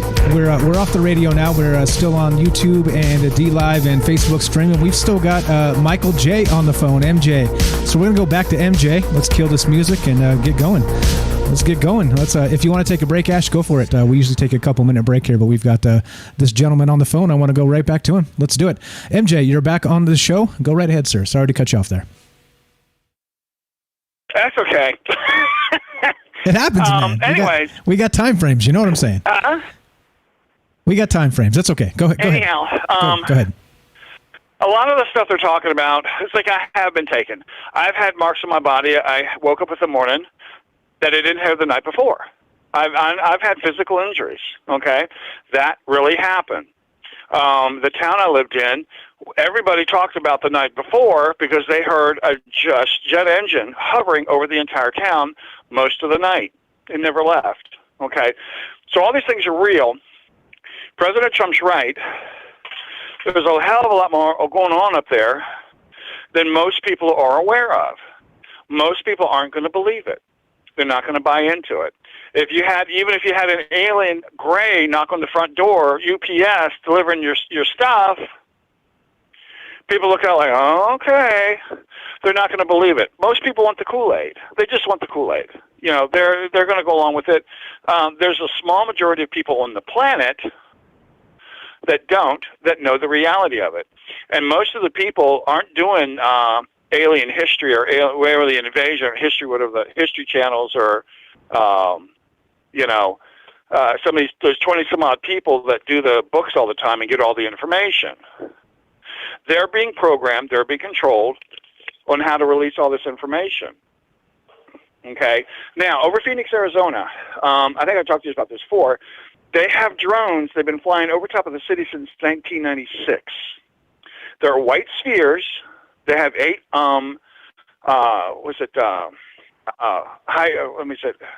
eight propellers, but high-velocity propellers.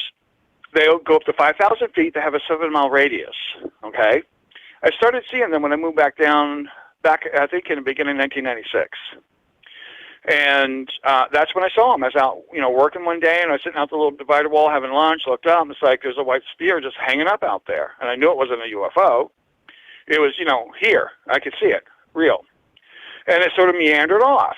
Now, I used to shine shoes for a living back between 2012 and 2014 at the Los Olivos Car Wash in Phoenix, Arizona. I ran into a guy that was retired. We got to talking. I don't know how we did it.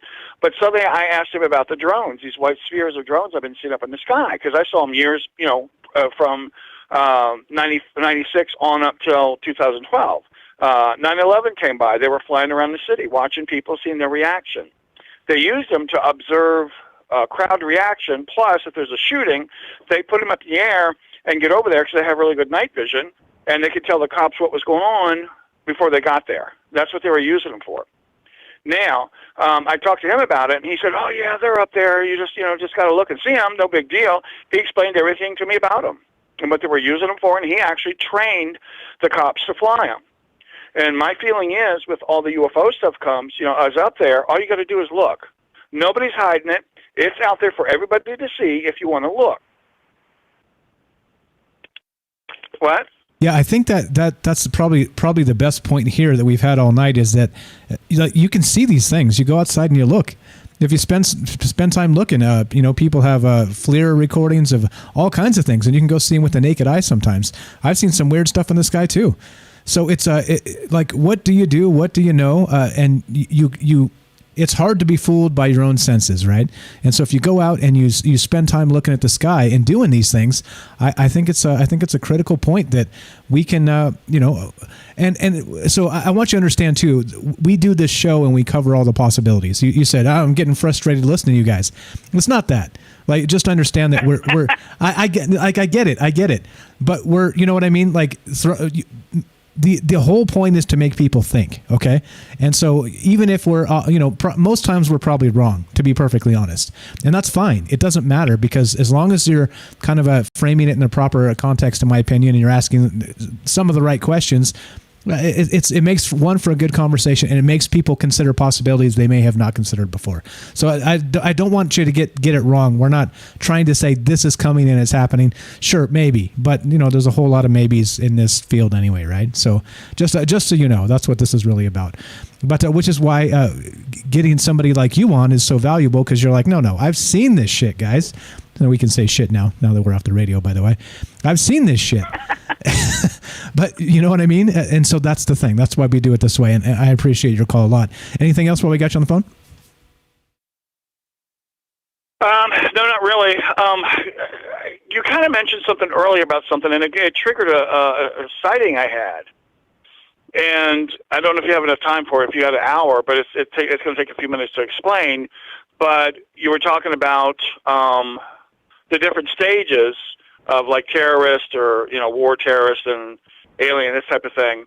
And I had this sighting. I'm going to show you as quickly as I can. 1994, I may have explained this to you before. 2 weeks into January, Sunday afternoon, 2:30 p.m., I just got this major sense of love.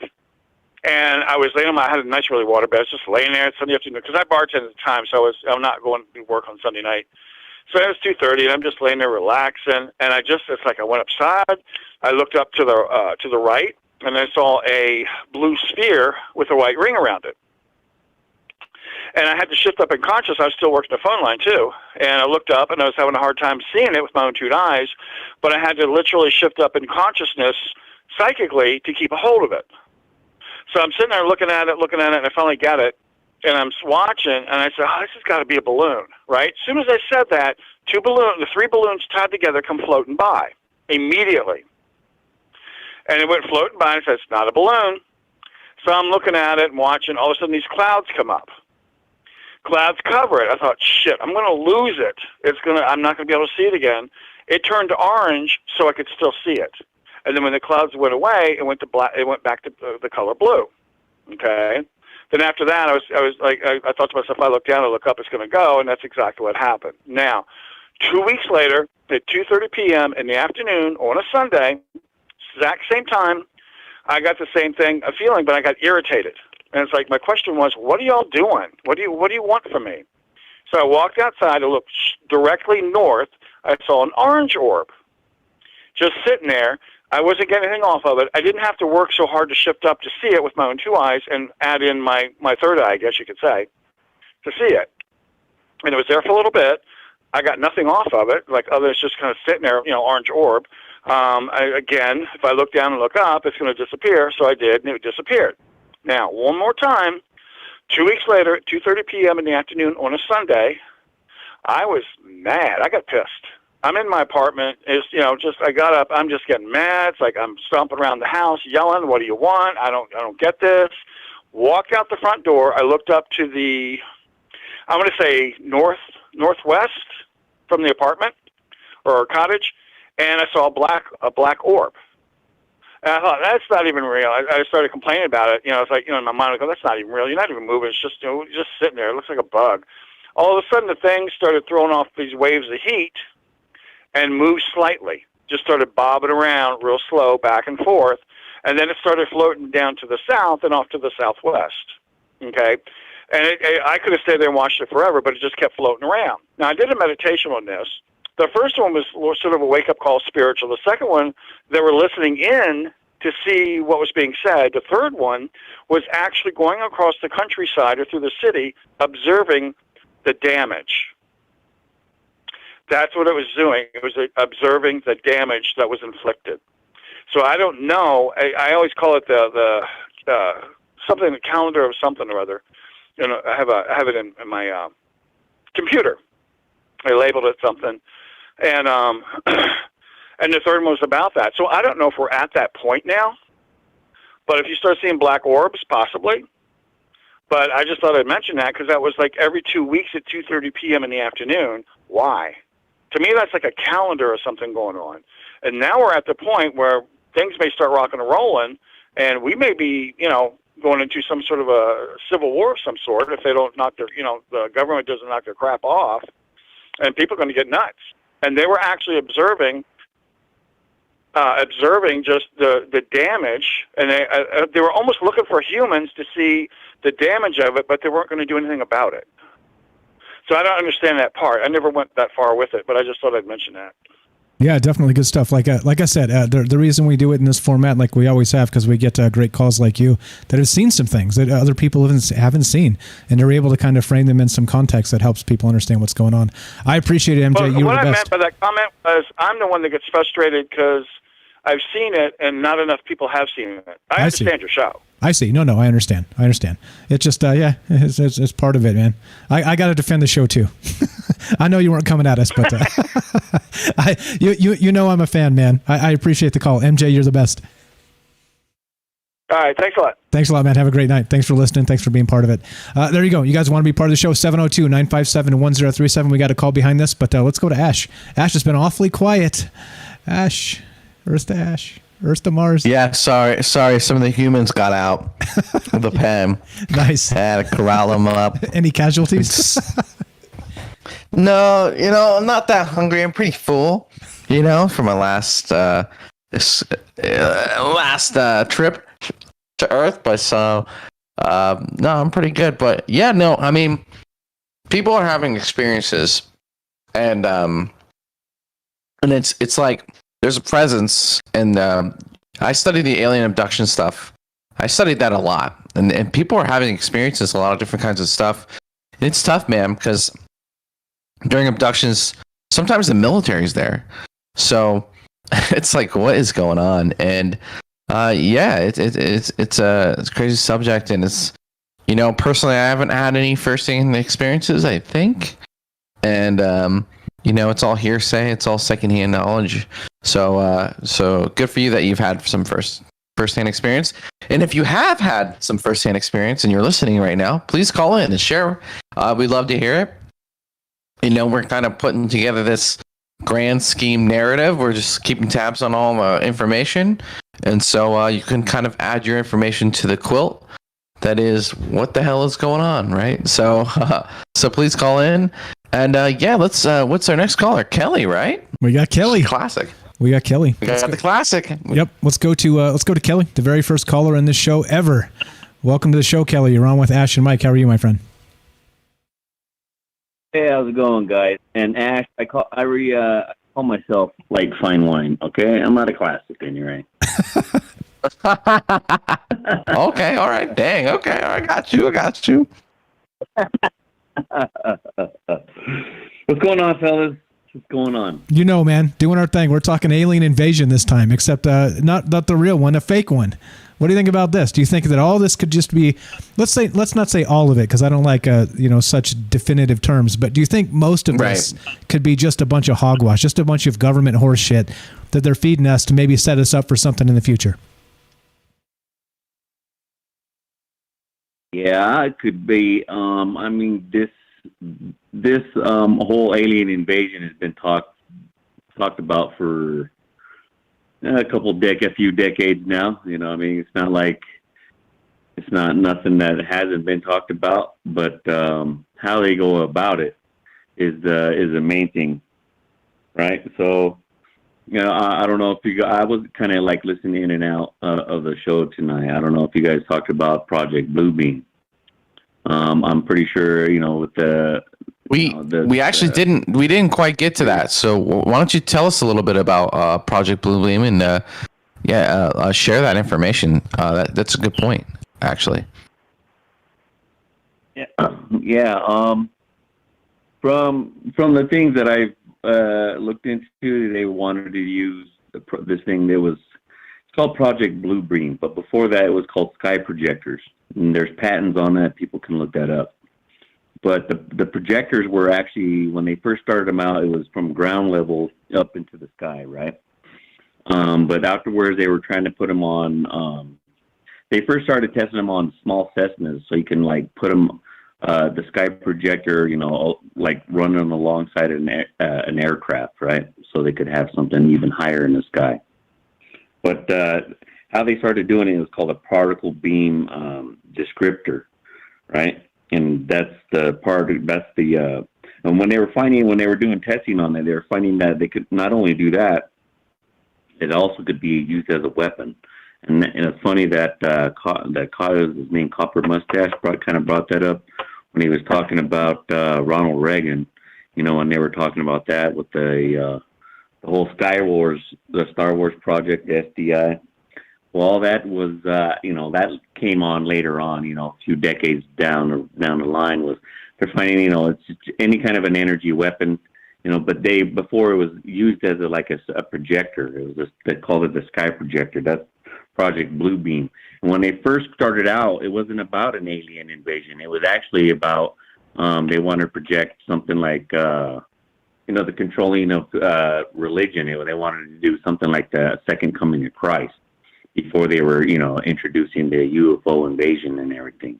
Right. I heard about this. Yeah, it was like I heard that they did some stuff in Brazil. They were kind of testing. Maybe it wasn't Brazil, but they were testing to try and create a religious experience, right? Artificially create one within a populace, and kind of like, for whatever reason, right? I guess maybe you can use it to create craziness and behind enemy lines or whatever. But I did hear about that, which is kind of interesting that our government's doing something like that, right? That's like so weird. It's kind of cringe almost. Yeah. What's weird about it, and I think it was Brazil. They did one in Brazil and one in Africa. I've seen the two videos because I was looking into that as well. But like I've seen the two videos. It almost looks like a purple. The one in Africa looks like a I don't know. It kind of looks like a purple cross, and then, it kind of comes out into a shape of a person. And the one in Brazil was like the Virgin Mary or something like that. But yeah, I mean, they've been trying to. I don't understand why the government would try to do this, even if this, in my theory, it goes even deeper than that. That, that the ones that are running this whole, let's say the government, all governments around the world, I say it's a different species, could be like reptilian or what they call the archons. There was this video I watched called it was bringing it together. It was called the Saturn Moon Matrix. And I'll give you two quotes from me. I like to go back with the older stuff, And this was a quote from that they called from the archons. They say that this is what the quote was they make something appear to have happened that does not actually happen. They induce a virtual reality experience. And then there was one from the jinn, which is from the Muslim religion or the Judaism. But their thing is manipulating humans by creating illusions. So for me, I think that's, like a controlling thing, and of course they're going to use, what people watch all the time. So there would be, the news would be involved, kind of like everything that's going on now. You can't even believe what you're watching even in real time. You have that new thing that they have face to face, or it's an app or a program, where, they're in real time. They could change somebody's voice or what they're saying, and even what you're even looking at, it's beyond green screen or blue screen anymore. Right. No, it's a good point. It's like we're talking about a potential fake alien invasion, right? But at what point did the fake even ever stop, right? What even is real? It could all be a BS. And you mentioned that there's all these hints in ancient religions and scriptures and all this stuff at some sort of, you could say, control structure from a third party, right? That's been running the show this whole time, and maybe it's never stopped. Maybe it's the show must go on, as they say. Maybe it's always been going on. Maybe they're, I actually just saw Alex Jones on another podcast. He was in Miami, drunk off his ass, but he said he's like, you could say what you want about Alex Jones, but he does research. And he said, he's like, I think the aliens run it. And aliens, archons, whatever, it's possible. They just run everything from the beginning. So is that kind of like what you were kind of saying? Or did I kind of go off in left field? No, that's exactly what I'm saying, is that there is something else behind the scenes that are controlling everything. You've heard different stories, like reptilians or archons or, what other type entities that are, because it's all about the human expression, right? So if they can control that, right? So whatever energy that they could push on us, like fear or, just because again, if you're using, it's all about repetitive stuff that get everybody, feared, just kind of like what's going on, what happened with, in 2020. But if you just keep repeating it, and this is already done, everybody knows that, that they've done studies on all this stuff, and yeah, there's something that's in the background, and it's been here for a while. I mean, you'll find that in ancient texts too, and in ancient cultures always talked about something that was in the shadows or in the back. You know what I mean? Maybe it's literally, not just figuratively. So. And what I'm saying is, because you find some of this like Project Blue Beam type stuff in the skies over not just the United States, but like worldwide. You see this the cities in the skies over China, or like the giants that were over, and I think they look like giants, and they were like peering over a cliff down at the earth, and now I think that one is that was in Europe somewhere, I believe, if I'm not mistaken. Eastern Europe or something, but yeah, you see these weird, maybe it could even be like the orbs that some people seeing that's that acts stranger than most, because you see orbs in the sky or on video, but then you see some of them that don't even act like they're it's kind of up in the sky, and maybe some of the stuff that we're seeing, or like the Navy's.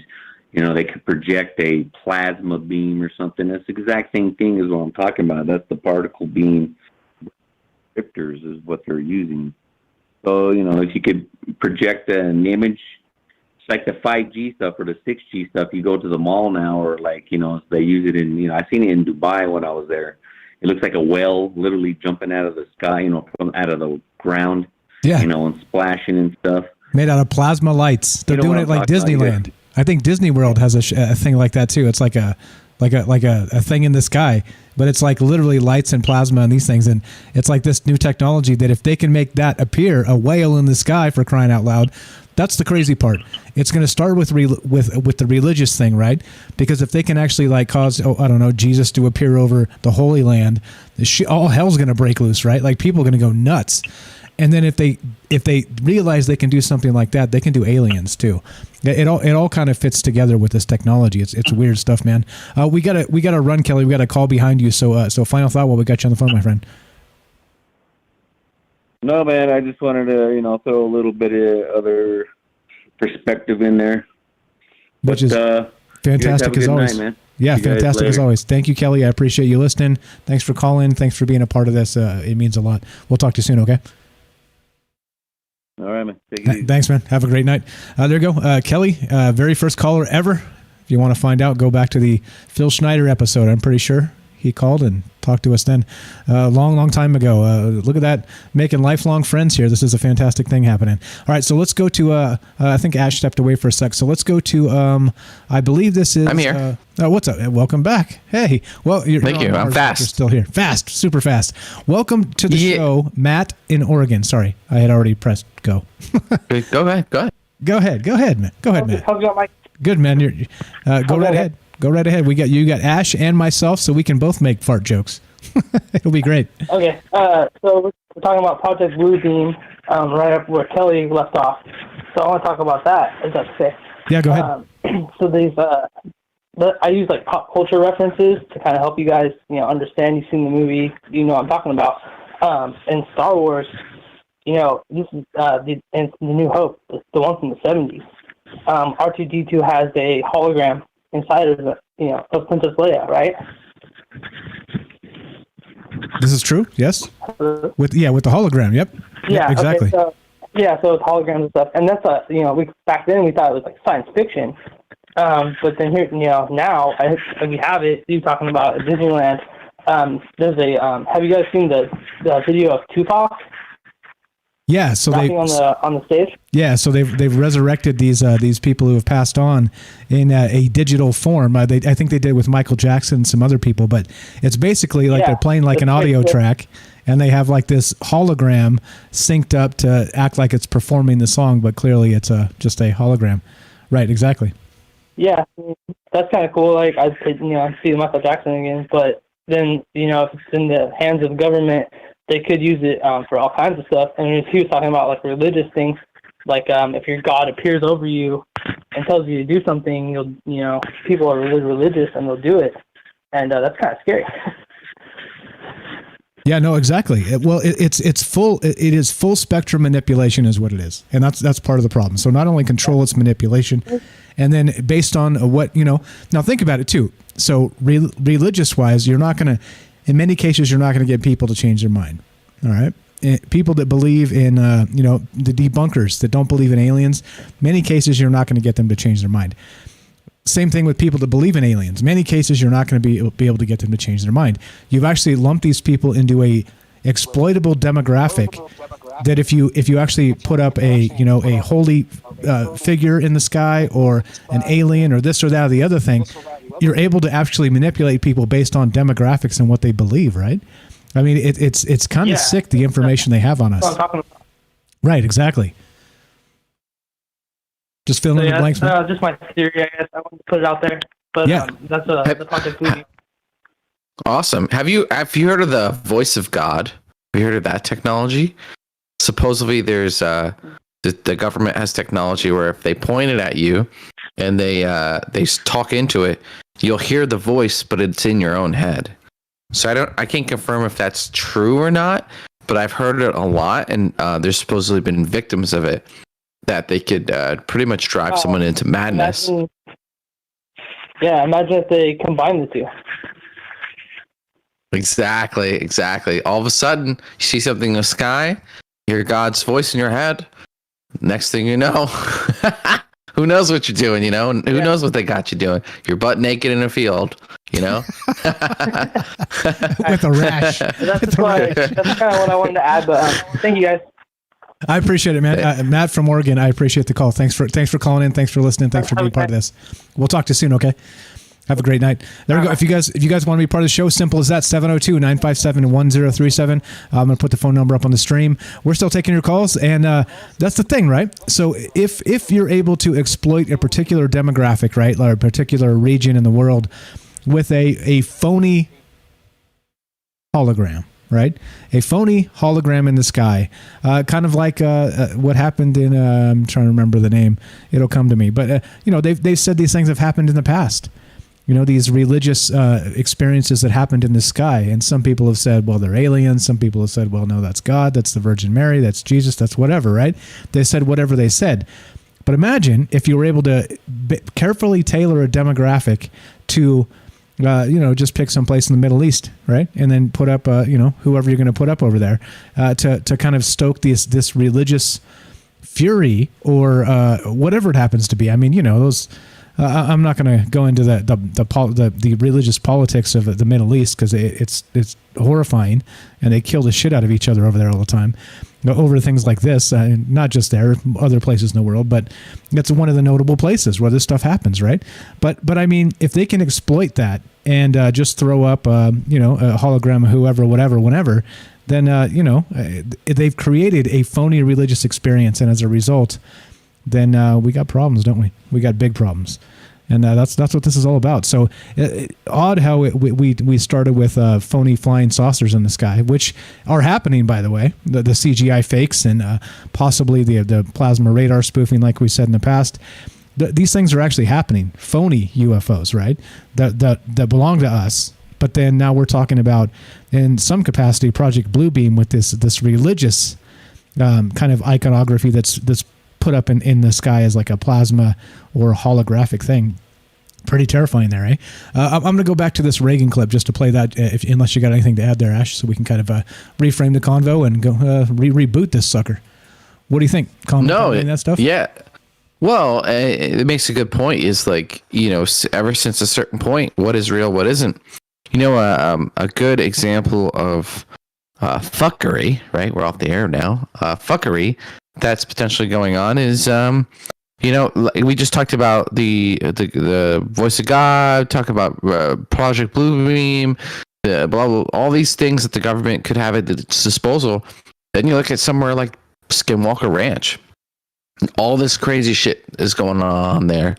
That could literally all be the government just fucking with people, gathering data, so that when they go to roll out whatever they want to do, they can see how people react in those scenarios.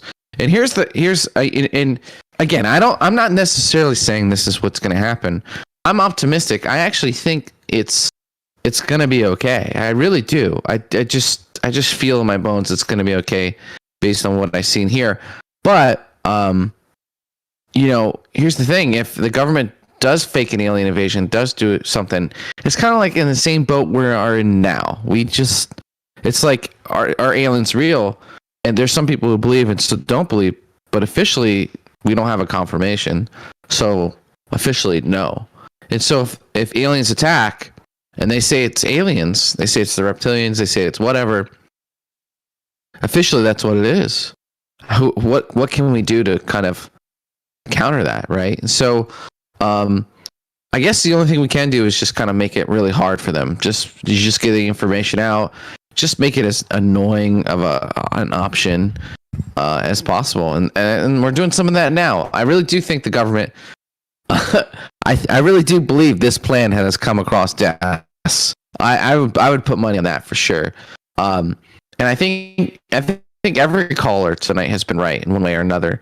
Things just think the life is complicated. Maybe it works out, maybe it doesn't. Maybe they do this, maybe they do part of that, right? So yeah, we'll kind of see. Maybe we should start like a little betting side bet here. We'll put all the conspiracies up, and then everyone gets every show you get a few votes, and everyone puts some votes up. Man, that would be fun. And then we do a pot at the end.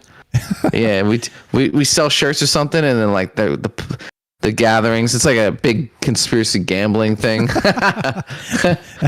as usual, it's reduced down to money and gambling. Trippy Red Ghost on YouTube says, "K till next time. Love the show. Aliens are real. I don't care. Good night." Okay, there we go. Perfect. Good comment. Same, brother. Brother. There you go. Good night to all the people that are conking out. I realize we're late in some jurisdictions of the world. All right, so we are still taking your calls, though. We got 30 more minutes.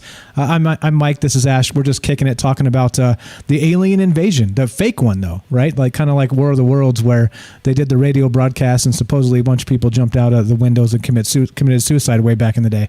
Well, we're not talking about that in particular, though. We're talking about the government faking it to take over to take over freedoms, to take over your voice, right? To take over your autonomy. And I think that's the most terrifying part about this is that if the government is working in league with Giorgio Tsoukalos of the big hair, right, of Ancient Aliens, everybody loves Giorgio. I jest, of course, but some people love Giorgio. Let's put it that way.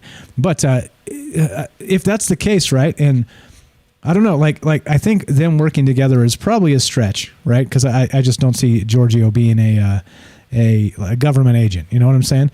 But I do think that the networks that kind of push this stuff to the forefront actually possibly maybe have a hand in these things. And so, where it's kind of like we say, when something goes viral, how often is it truly organic? It's the same sort of thing.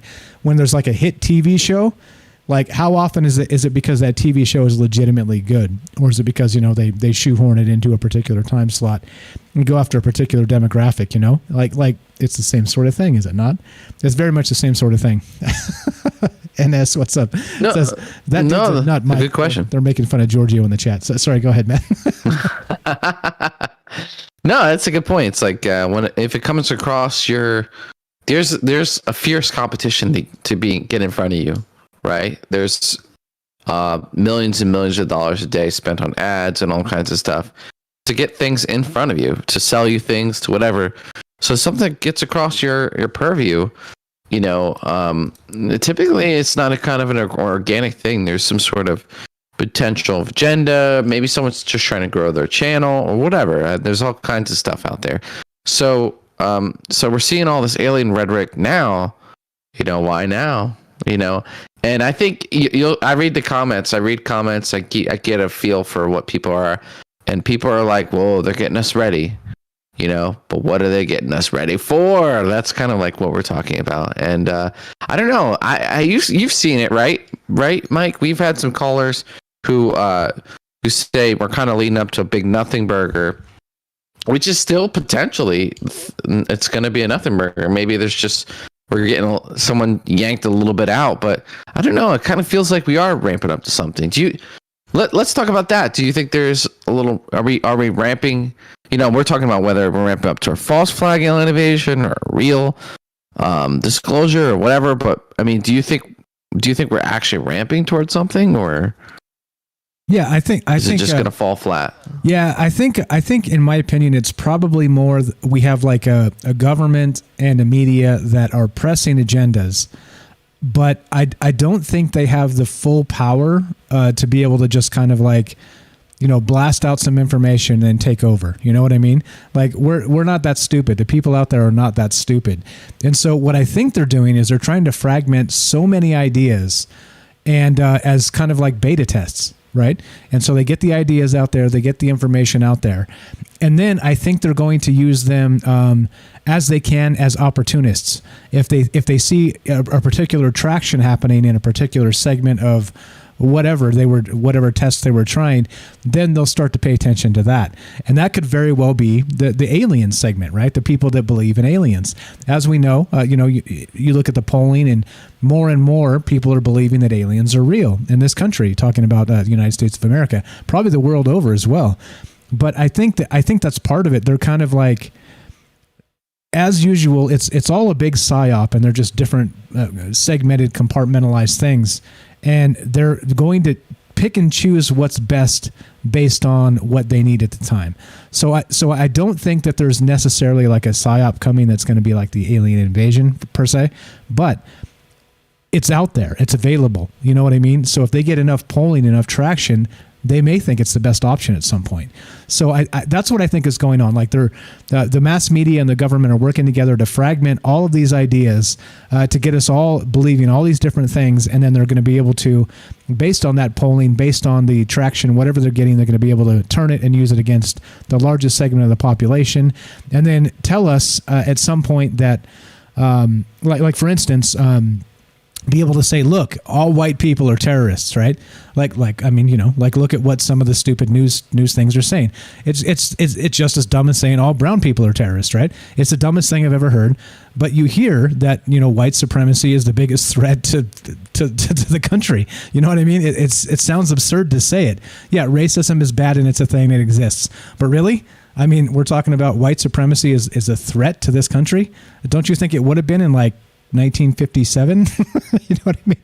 Maybe then, yeah. Right. Now, I'm not so sure about that. But that's what I mean. So I think that's what they're doing. They're kind of just they're pressing their agendas, but then they're going to pick and choose whatever seems to be best based on the traction they get from it. So no, to answer the question in a long, windy, roundabout way, no, I don't think anything in particular is coming, but I don't put it past a government agency to step on the gas if they see an angle where they can kind of get in based on some of the stuff they've tested.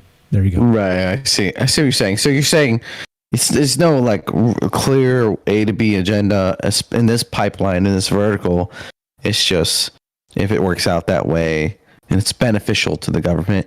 And I agree with that. It's kind of like a government's going to only do things that's beneficial to it, because the government has to have these governments, these agencies, these groups, the globalists, as Alex Jones would say, whoever. Chi-coms. Don't forget the Chi-coms.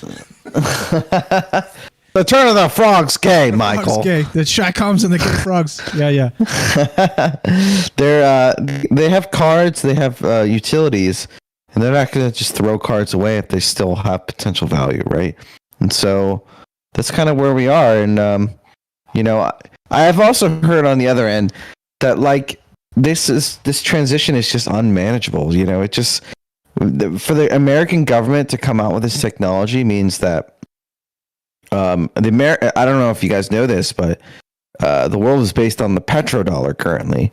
Petro, the thing that's gonna go out the goddamn window if like UFOs are real.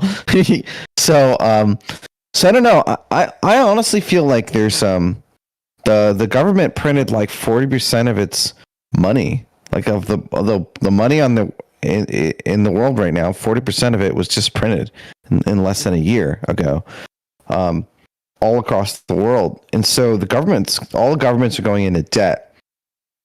And based on like the rhetoric I hear about the 2020 agendas and all this kind of stuff, I think that they kind of have a plan to transition us to a different system.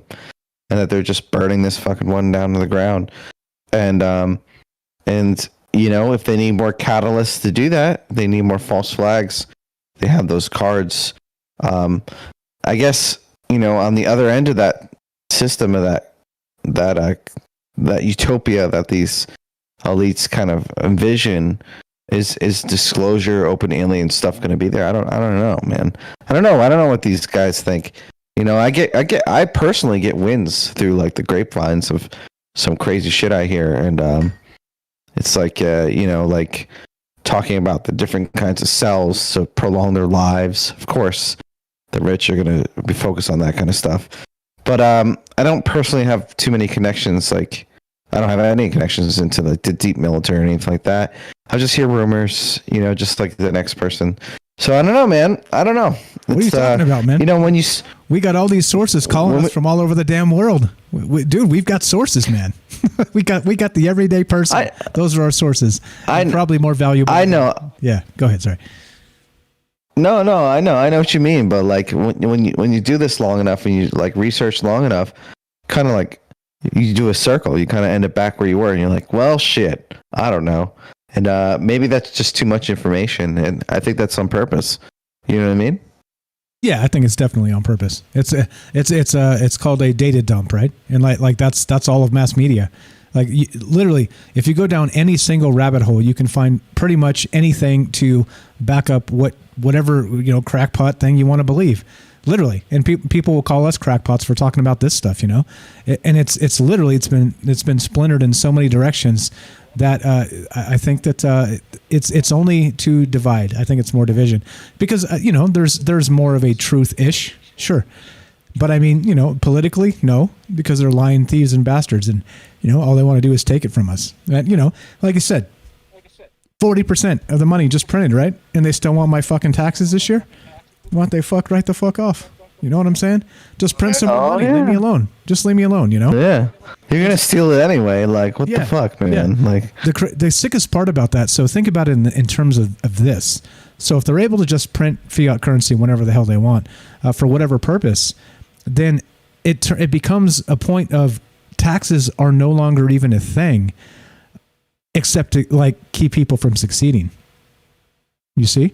So it ends. Right. It turns out being okay. Well, if we want to just lose trillions at the Pentagon and it's all good, have these bloated military budgets and all this bullshit, Space Force and with all this stuff. What do they need my 35% for or whatever? Like they don't. They're doing it without me. So I don't know. I think we should make a tax-free society. I think what I just said might be revolutionary, but well, you might have just crossed the real line, bro. You got to be careful, man. Yeah. Oh shit! You can't be talking about taxes. You can't be talking about shit like whoa. You can't be talking about the government holding people. Hey, down. man. The person who has the guns, they want their fucking. Whoa, that's like the mafia. Now you just crossed a double line. You can't be talking about. No. I'm saying the government has the guns. That's what I'm saying. I'm not saying anyone else. I'm saying like, if you're in a society, the people who have the guns, the government, they get their taxes, bro. They get their. That's like it's mafia, man. It's the same thing, and like, that COVID stimulus bill. I mean, they were sending money to willy-nilly to other countries, all kinds of crazy stuff. And whether you're, I saw that, and then still people are arguing. Oh well, the Democrats or Republicans. Whoa! Everyone needs to calm down. Calm down. We need to get it down. That's all our money, bro. That's all of our money, man. That's all of our money. We should be on the same team with that kind of stuff. Yeah. Like, give us all the money back. Put things on the table, and I'll vote for him. Okay, like we'll all vote for him individually. But that's the thing. They got to keep things so muddled, so gray. And if you notice any of the presidents that actually do emerge, JFK, Eisenhower, who was the other guy? Reagan. These presidents that kind of emerge that tell us a little bit more and become transparent. We either get murdered or attempted murdered, and then they kind of quiet up again, right? And it's the because honestly, the criminals kind of like run the show. The CIA, the FBI, these intelligence agencies, At the end of the day, it's kind of our fault. We kind of let it get to a certain point. And, but we're here right now. We're talking about this stuff, false flags, all these kind of tools that the government has, so that, we're at least we're putting some time in, Mike, and then and you guys listening, we're talking about this stuff. We're not just like, the sheep lining up. So there you go. And we're still taking your calls. We're looking to hear from you. You want to be part of the show? Phone number's up, 702-957-1037. Click the Discord link, troubleminds.org. Let's get us back on track. In our obsession with antagonisms of the moment, we often forget how much unites all the members of humanity. Perhaps we need some outside universal threat to make us recognize this common bound. I occasionally think how quickly our differences worldwide would vanish if we were facing an alien threat from outside this world. And yet, I ask you, is not an alien force already among us? And yet, I ask you, God, he was smooth. It's not. Do you like that? You like that noise I added to that shit? No, I like the music. I like the ramp music, it up. man. Yeah, I like it. Yeah, I got a little knack for editing. It just takes me forever. That's all. It just takes me forever. Editing just takes forever. That's why you do it live. Yeah. You're like, fuck it. Oh, did I fuck up the transition when I pushed the wrong button? Oh well, deal with it. Keep on. That moment has passed. Exactly. We're done. Yeah. But so back to that. So back to Reagan. The alien false flag is not an alien presence already here. That's what he's talking about. And I think. I think, and we've said this before in terms of like the elite. I think to the regular people, I think if we're being honest, those people are an alien presence, right? Those are people that have kind of transcended, the struggle of regular humanity, and they're just slanging around huge chunks of billions of dollars to for influence and whatever the hell it is, whatever nefarious purposes they're really trying to do, whatever agendas. And so once you become that, you become like Godzilla. Yeah, like you are an alien presence, right? I think that's probably a good way to put it in those terms anyway. I mean, yes, Mike, I am an alien presence. I get it. Okay, I get what you're saying. God, like I'm a reptilian. Okay, Yeah. Oh, are you talking about them? Oh, yeah. Okay, so Oprah Winfrey, bro. Yeah. Yeah, she's Bill Gates. She I love how these elites try to gain, like, they try to use this social politics to like be like, oh no, we're oppressed as well. It's like, you ain't oppressed if you got 3 houses, okay, and each house is over $1 million. You are not oppressed, okay. You need to calm down. But like, yeah, it's okay. So back to Reagan, right? Let's stay on topic. The false flag. I kind of like, it kind of left my mind. I was into the Tom DeLonge, right? Tom DeLonge was pushing for disclosure, and we've talked about him potentially being what do you call that? Just utility. CIA stooge. Yeah, like a stooge. Exactly. Yeah, couldn't have said it better myself. Exactly. And so, we see this information come out, and we're seeing more and more information. The Navy's coordinating, the Pentagon, and it's like, oh man, I hear conspiracies, I hear all kinds of stuff, and I'm like, oh, that's crazy. That's fun, interesting, but like one of the callers says, it's a little scary. It's like, man, are they fucking going for it? Right? And that's what a lot of people are calling about. They're like, in the back of their head, they've heard about this, and they're like, shit, are they gonna fucking are they gonna go for it, man? I don't know. They could. It could happen, man.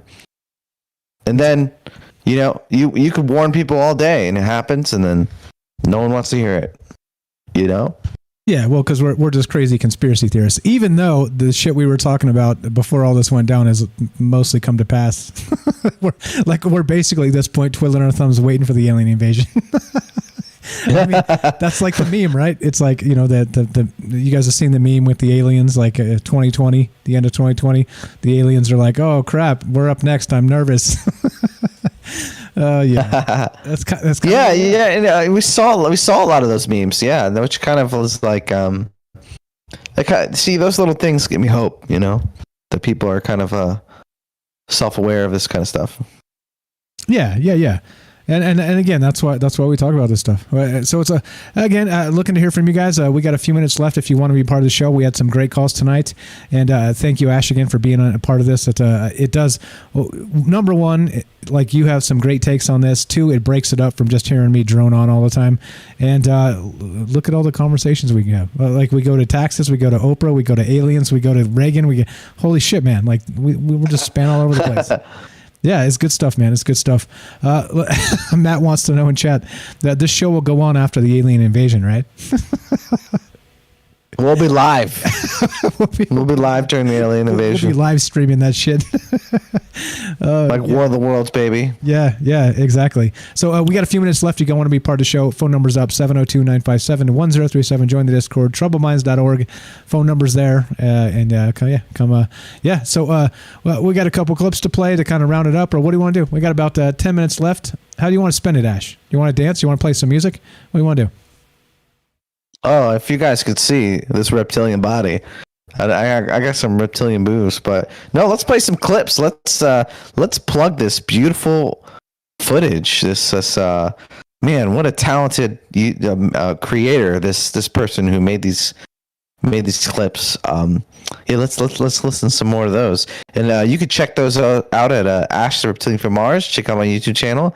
It's linked in the Discord, in the stream, and just find the alien false flag one. And I think it's if you're interested in this topic, it's definitely worth a watch. I'm linking it, actually. I'm going to drop it in so you guys can actually find out exactly where this information just came from. Here we go. Dropping it in the chat. And there we go. Let's play. So what do you want to do? We played Reagan. You want to do Greer again? Or do you want to do Carol Rosen? What do you think?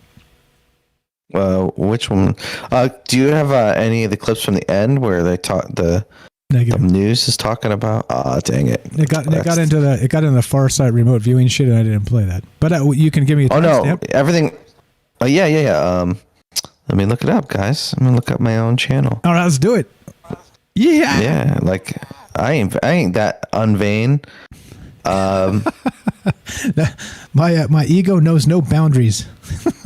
Yeah, you can't stop me from loving myself. Hell no. 620. All right, 620. Here we go. Shame it wasn't 420 because we just had that. Happy 420 a day late. 620. Here we go. All right. Gonna play this. I was smoking the alien. I was just going up to alien geysers and just inhaling what I could. Hey, and I passed out for a day. You got to do what you got to do.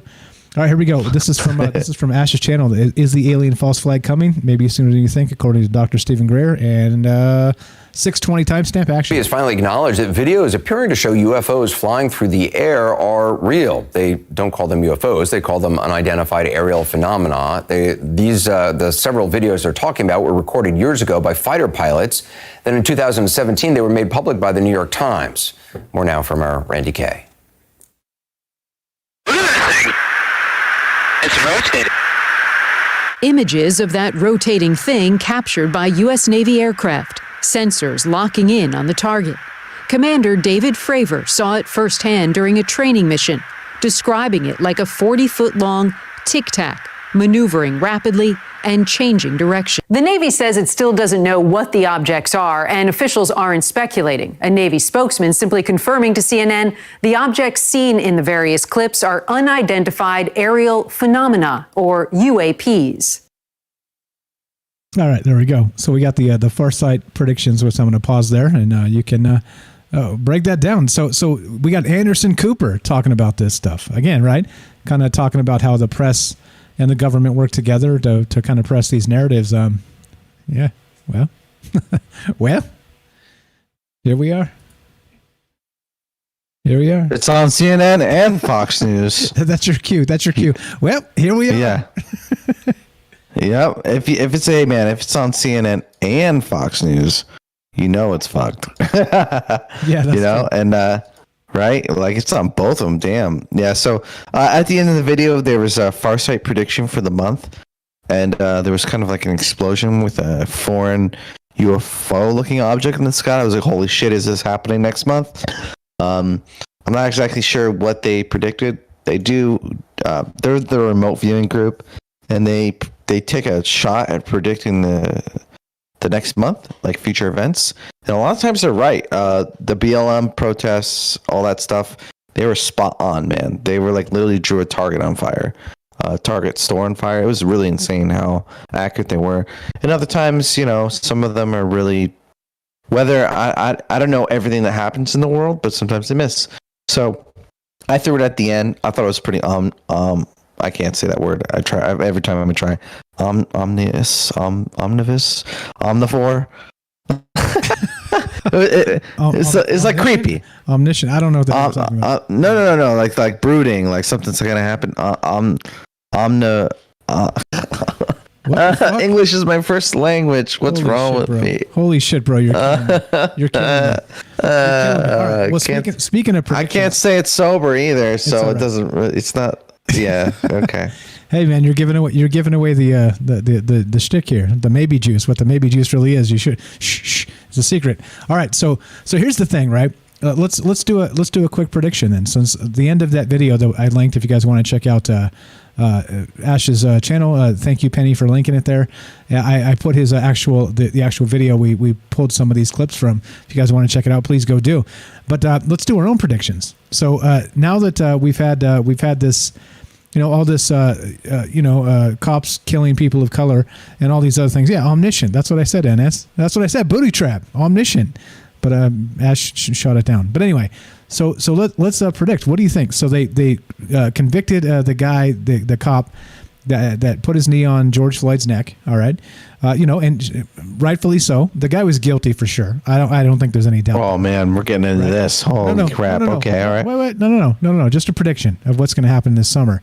So the outraged people got the conviction they wanted. Right? They got the second degree and the third degree murder. Plus they got the manslaughter. Right?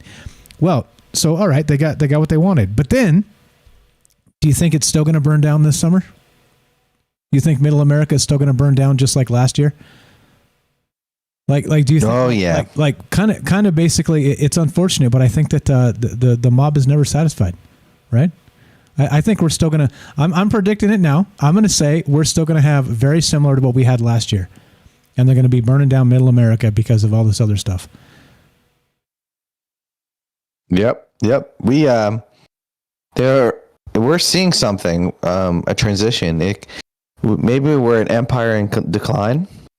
Maybe it's foreign influence. You know, the foreign entities can't invade us anymore. They can't defeat us in a military battle. So how do you defeat a much larger enemy? Insurgency, right? You just destroy them from the inside out. And then maybe potentially, I've heard that in the globalist New World Order takeover, America needs to be brought down a peg. And we had a caller say this, and I also read it, a prediction in Reddit, that America was on track to suffer. That basically the world has seen, the world has had everything half full, half empty. This is what this Reddit post said. This is this guy who made some eerie predictions about 2020, and a lot of them are coming true. That that America has been half full, and the rest of the world's been half empty, and now it's time for America to become half empty. And before they got to knock us down a peg before they can do like a new world order or whatever. So I don't know if any of that's true. I don't know if that's what we're moving into, but damn, I mean, it's like bizarre world. It's like the details, facts, nothing matters. It's just it's just another day of burning shit down and, craziness. It's just madness. You can't say this, you can't do that. It's madness. And then you go online and you can't make heads or tails of it. But then I talk to people in person and it's like, yeah, there's sane people everywhere. But then I see man, I don't know, man. It's nuts. And it just like 5-10 years ago, it wasn't like this, right? And it's becoming like a norm. And that's what I'm saying. So we'll see what happens. But I just, I I fear for the future when we're normalizing violence, and then one side is calling it okay, the other side's not.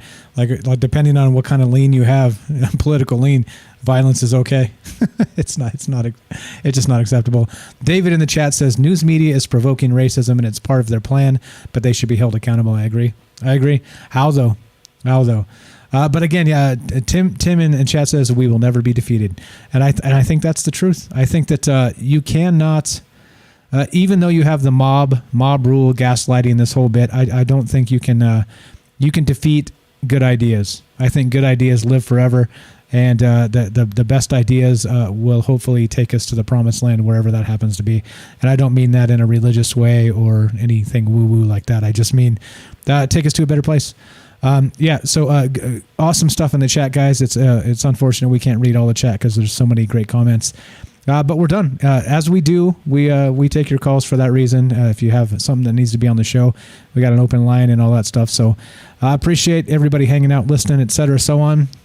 Final thought, Ash, let's close this sucker out. Let me pick a long one. Let me pick a long music track, and we'll actually can we get an alien screech before we finish this up?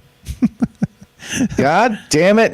I am not your monkey. You don't have to. I'm requesting. Man, if we were on Z-Bob 5, you'd be called out. I'd be putting for that cage, so right? hard. Put in the cage with the. Oh yeah, they'd have you upside down. They tar and feathered. There it is. See, did you check it out? The human technology cannot actually capture the alien scream. Yeah, that was super mild. If I go too high, it just cuts out. So it did. So yeah, there's my cue to start plugging. That's that with that music. I literally get triggered. Time to plug when I hear that music. But yeah, thanks guys for having me on. I'm Ash, the reptilian from Mars. I hope that this was a good conversation. You guys your brains got turned. Some thoughts were inserted, and this is a good conversation for you, and you're entertained. If you want to be more entertained, come check out my channel, Ash Reptilian from Mars. Check out Awesome, the bunny. She's in the chat. We have her in Discord. I'll be on there this Sunday in my live reptilian form, where I will do a screech, not on request. Okay, I would do it on my own fruition. Dance. But I'll be live there in my own form, and yeah, you can ask me some questions about what it's like to be a reptilian. And maybe I won't kill you when I conquer the planet. Maybe. So that's it for me. Thank you guys for having me on. Appreciate it. That's very generous of you, not killing us when you conquer the planet. All right, so I'm going to put in a good word for me and everybody else who listens to the show. Maybe don't murder us. All right, you guys have been listening to Troubled Minds. I'm Mike. This is Ash. We do this every Wednesday, Tuesday, and Thursday. It's just me, and it's just you. It's us. It's us together. Think about it, right? We started out with just Frank and I, and now it's become this really large group of people that get together and have great discussions. And like I said, I can't be more pleased on how this turned out. I'm honored. You guys are the best. Thanks, Ash, for being here tonight. I appreciate you spending your time with us. And thanks, everybody, for being in the chat and doing your thing and listening. Spread the word, please. Leave us out. Again, we have thousands of people listening. We have 35 reviews on iTunes. Where the hell are you guys? Where the hell are you guys? Anybody use iTunes? Maybe that's part of the problem. Anyway, I'd appreciate that if you want to help the show. Leave us a review on iTunes. Spread the word. Tell somebody there's conversations happening that aren't the same bullshit you see on mainstream media. And you get to call in. You guys are the best. Thanks for hanging out. Thanks for listening. I'm Mike. This is Ash from Our Troubled Minds to yours. Have a great night.